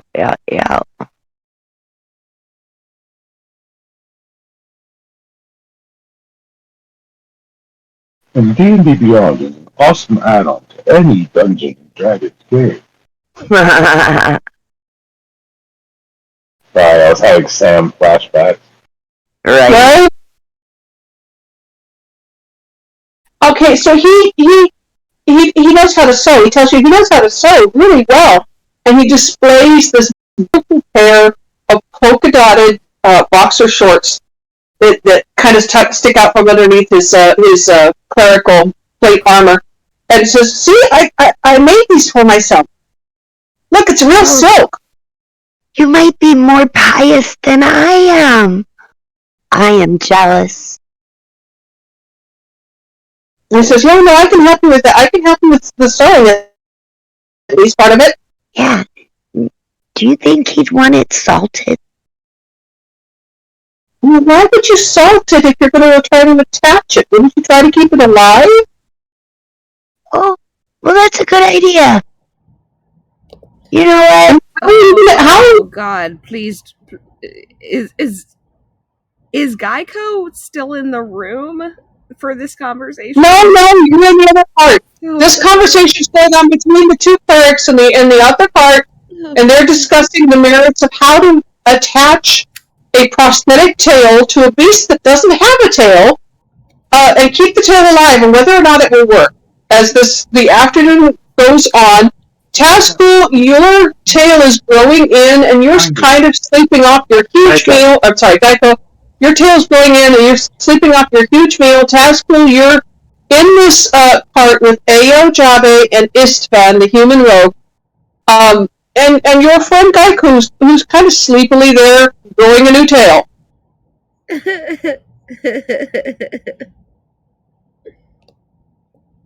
This is so dumb. So what are you doing there, Tazcool? I believe we have not properly introduced ourselves.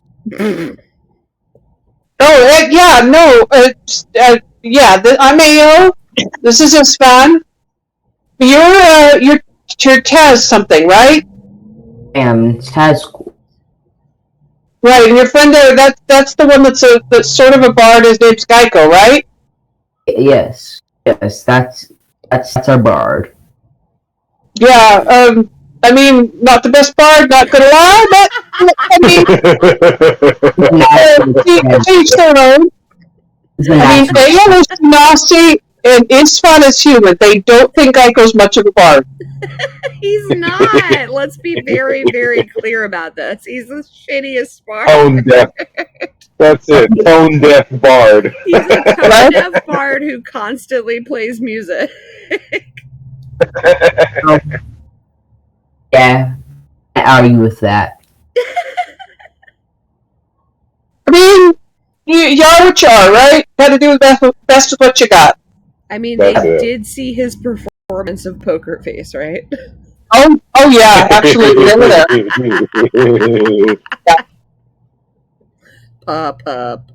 Poker Face. Yeah, and your sleep Definitely depended a better than that. Oh, God. So, Tasco, anything you want to talk to them about while you're in the cart with them? Ayo, like, what's up with you? Like, are you up for adventuring? Well, I mean, yeah, we're here to adventure. I'm not gonna lie, kind of upset that you guys beat us out at the last time. I'm kind of hoping that we'll get a chance to show off how good we are.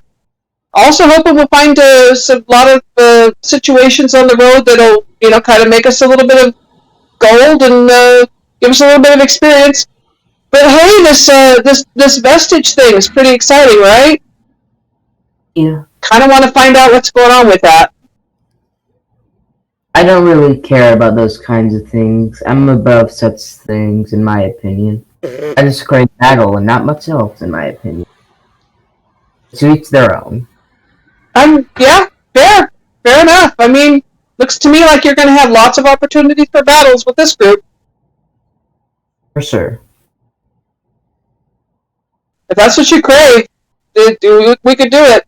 This friend says he's in it for the gold, tells you that he's absolutely in it for the gold, doesn't care about battle, you can have all the fights you want, he's just going to try to rob whatever's around him. Understandable.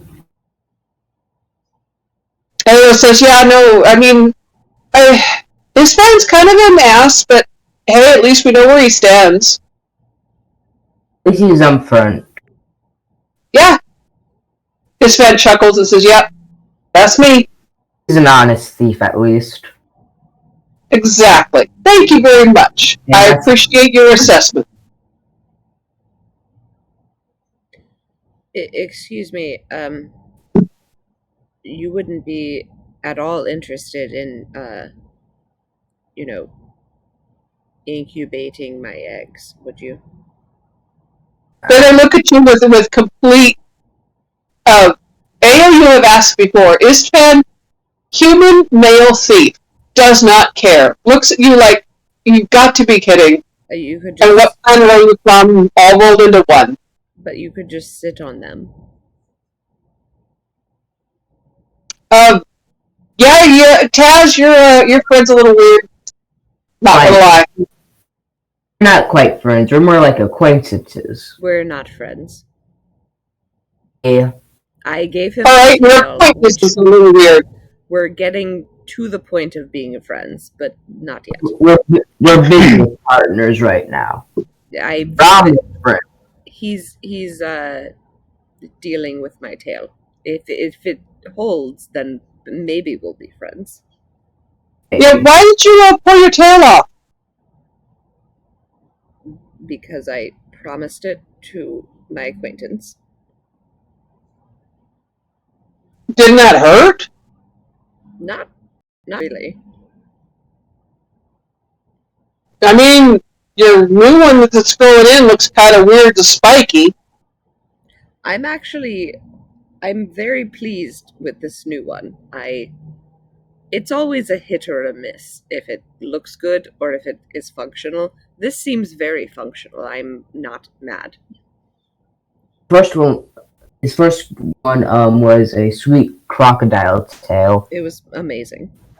It's probably like the best one so far. Yes, indubitably, it was the best. I mean, I could see that. Might help with swimming. also kind of give you a tail swipe attack? Yeah, yes, that is Kinda exactly useful. what happened. And then I got So that last one you had was rather weird looking. that's incredibly rude. I was But accurate. self-conscious, and then you made it worse. Hey, I mean, what are friends for? You're not a good friend. No, I'm not. We've already established that. I'm a thief. I don't like you. You don't have to like me. I don't have to like you. We just have to get along. Do we have to bring him with us? Is that what we're doing? And Ayo says, yeah, we gotta bring him with us. He's part of my party. I don't like you. Then she says, fair enough. You want to play poker? Do you want to lay on my eggs? No. You want to play poker? No. Alright. I'm going to take him out. Alright, so Tazco's going to play, Ayo's going to pull out the cards. I said I'm not playing. Oh, okay. At least, I guess you could, like, pass the time. Alright. I guess he's playing, but, like, definitely not for money. Yeah, no, Ayo pulls out the cards, and this is clearly an ongoing game with her and Istvan. And they don't play for money. It's more just for praise back and forth, so they're always fighting over who scored more points type thing as they go back and forth. And it's sort of a cross between poker and 21. Oh my god. I'm very good at 21. Yeah, you're easily able to get in on the game. And as the afternoon goes on, there's the sound of happy bickering as Tazcool, Aojabe, and Istvan sort of play cards, and Geico sort of naps. And we're going to go over to the other cart where Evie and Jojito are meeting Dermot and Galsarian, the Drow Wizard. I have a question. We'll get there in just a minute. I will get to you in just a minute. It was Meta. Oh, okay, Meta? Who's driving the carts? At this point in time, I think Istvan is driving one of the carts, and Galsarian's driving the other. Okay. Okay? Go ahead, Evie. It's you and Jojito. That, Jojito, is how I invented a flying turducken zombie. Sounds tasty. Well, it might have been tasty before, like, it was a zombie, but, you know, holiday traditions are meant to be different, right? So, and Dermot looks at you and says, okay, so wait a minute. You put a duck inside a turkey, and chicken. Not inside. So it was a duck's head, chicken's wings, and a pig's body with the tail of the turd, the turkey. The turkey. Okay. Yeah. So you took a pig's body, and you put chicken wings on it, and a turkey tail feathers, and a duck's head, and then you brought it to life. Well, basically, we brought it to unlife. We used gentle repose and some, to season it a little bit, and then we sewed it together, and we used that magic. The very first time I did it, I used thaumaturgy, and they kind of cooked it, which did make it really good. Now that I think of it, Jojito, you were totally right. I mean, I think I would not try to bring it to life. I think I would just eat it. Well, sometimes we gotta do science for the right reasons, since, we got those lichens and stuff that, like, they make stuff too, and, what if they make a wyvern dragon griffin? And Dermot looks at you and says, I mean, I overheard you talking about being run out of town. This might be why you get run out of town. Yeah, it's because the other necromancers, they're bad guys. But, like, nobody ever seems to think, hey, maybe that necromancer was good. Hey, maybe you shouldn't maybe do necromancy where people can see it. Well, that might be a good point. But, you know... I mean, I'm all for throwing different kinds of creatures together and then roasting them. Because, I mean, that sounds really good, not gonna lie. Remember, Dermot's a goblin. You should try them, like, without being cooked. I mean, isn't that what, you know, your family does? Oh, yeah, that's what my family does, but I'm kind of not like them. I mean, I pick flowers and I learned how to sew, and I'm kind of a cleric of the Luxon, and I'm not like my family. So, I mean, I try to do things that are kind of like not so much stereotypical goblin. I try to eat my food cooked, and I try to wear clothes, and I mean, I showed you my boxers. I made such beautiful boxers. Look at me. I'm not your normal goblin. And I'm not your normal necromancer. Like, my zombies have never killed anybody. I don't even... I'm with you. I'm here to support you, kid. I don't have a problem with your necromancy. I understand your experiments. Maybe let's just try to keep them out of the eye of the public, okay? Oh, so don't be a stereotype. Well, I mean, let's just put them back in the closet. And you realize, make perception roll.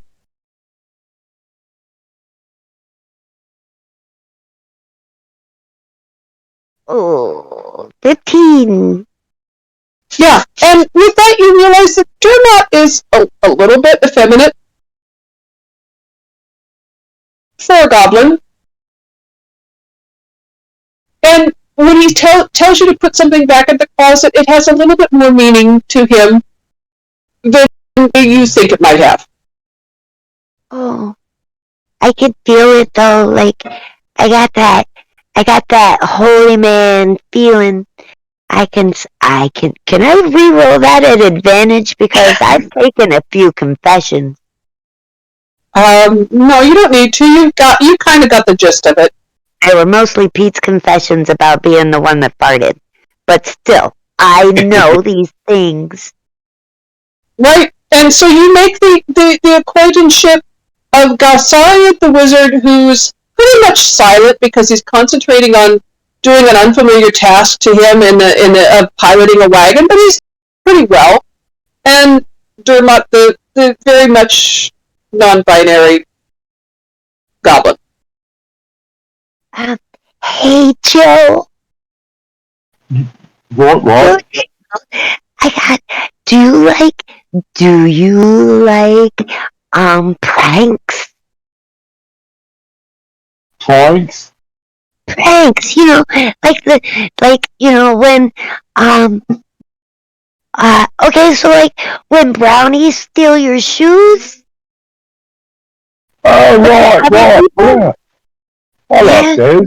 Sometimes. Okay, you, and I'm gonna look at Dermot and put my finger up to my lips and shh, and she's giggling. You get the wizard's attention, and I'm gonna go sit up next to him, and then you like make some noise and you get his attention, and then I'm gonna make the horse invisible. That one's Galsariad? Yeah, Galsariad the wizard. Alright, Galsariad. Yeah. What's up? How are you doing these days? I mean, I'm not gonna lie, this has not been a job I've ever done before. It's kind of weird. It's more to it than I thought. Oh, did you get to learn something new? Yeah, Ao told me that I could ride in the cart all the time if I drove the horse. I think she just kind of pulled one over on me. Oh, at least you're not one of those out there walking. Yeah, these things kind of pull hard on my arms, and I'm not used to this. It's kind of hard. That's because somebody stole the horse? What the hell? Oh my god. No, it's still there. I can feel it. It's still pulling. It's just somebody made it. Dorma, did you make this horse invisible? Horse?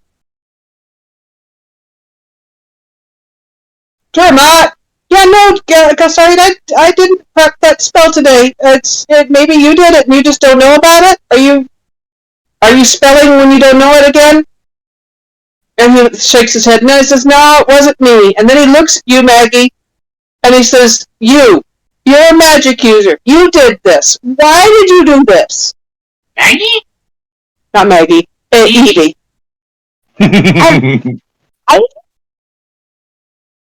I don't even know that spell. Roll deception. She Don't fuck me, Abby. I got a big fucking booyah, natural 20. And he believes you. He says, Dermot, I mean, it's one thing to play the prank, but it's another thing to lie about it, dude. And he gets really huffy and upset at Dermot. He's kind of sitting there sulking, smoking his pipe. And he looks like a kind of an old, mad, wet hen, just smoke billowing out of his face, getting caught in his robes, and as he's piloting an invisible horse for the first time as a cart driver down the road. Can I convince Dermot that he did use the spell? Make a persuasion roll. Oh, come on, man. You know you did fucking... It was on a 20 and then it rolled over to the 2. Yeah, you know you did it. You try to talk Dermot into it, but he looks at you and puts his finger beside his nose and says, and then he puts his finger in front of his lips and says, shh, don't tell him. As he goes along with the joke, Georgina, you see Maggie or Evie pulling the wool over this drow wizard's eyes, having him believing that the horse that he's trying to get to move down the road and having a difficult time with it originally is now invisible.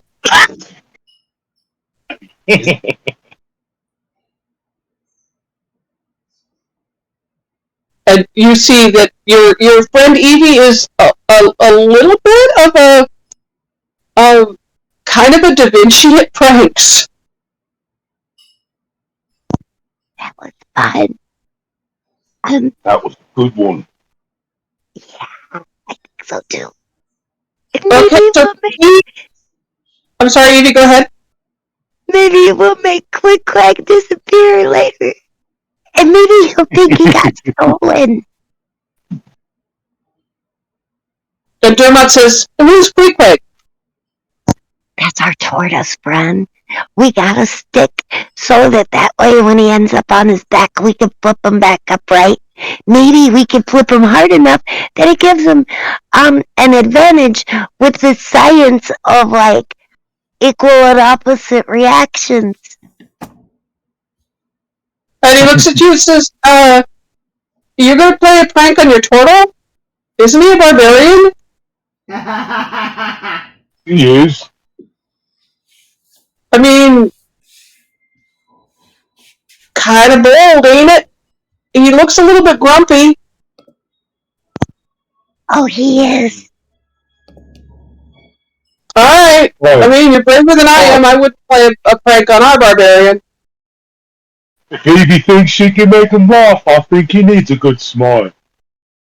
Yeah. Fair enough. Fair enough. That's okay. That's okay.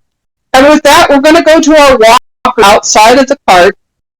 Pete, with his newly made umbrella hat, which has sunflowers on it, and Maggie walking along with a patio umbrella over her shoulder, and Queequeg, who has been presented with a fairly large black kind of golf umbrella style umbrella if he wants to use it. He doesn't have to.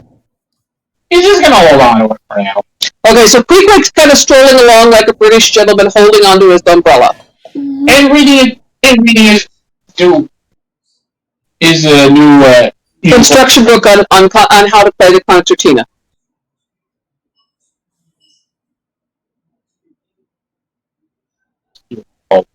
So Pete, you saw this bit with the horse going invisible since you're walking next to their cart.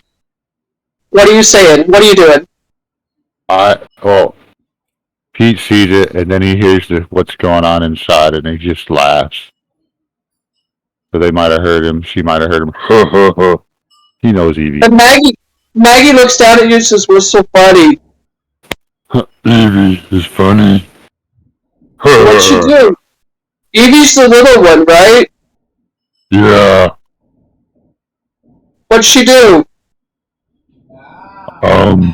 She did something. What happened to the horse? Evie's funny.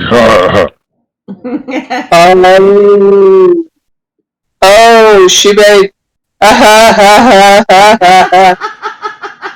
and Maggie's just kind of, it's not howling with laughter, it's kind of bellowing with laughter beside you as the two of you walk along, her with her patio umbrella, you with your umbrella hat, and Queequeg bringing up the rear, nose in a book, umbrella tucked under his arm, walking along, and we're going to go ahead and close our session with you guys making progress on your way out of Bazzoxan, or out of Chagao on your way to Bazzoxan.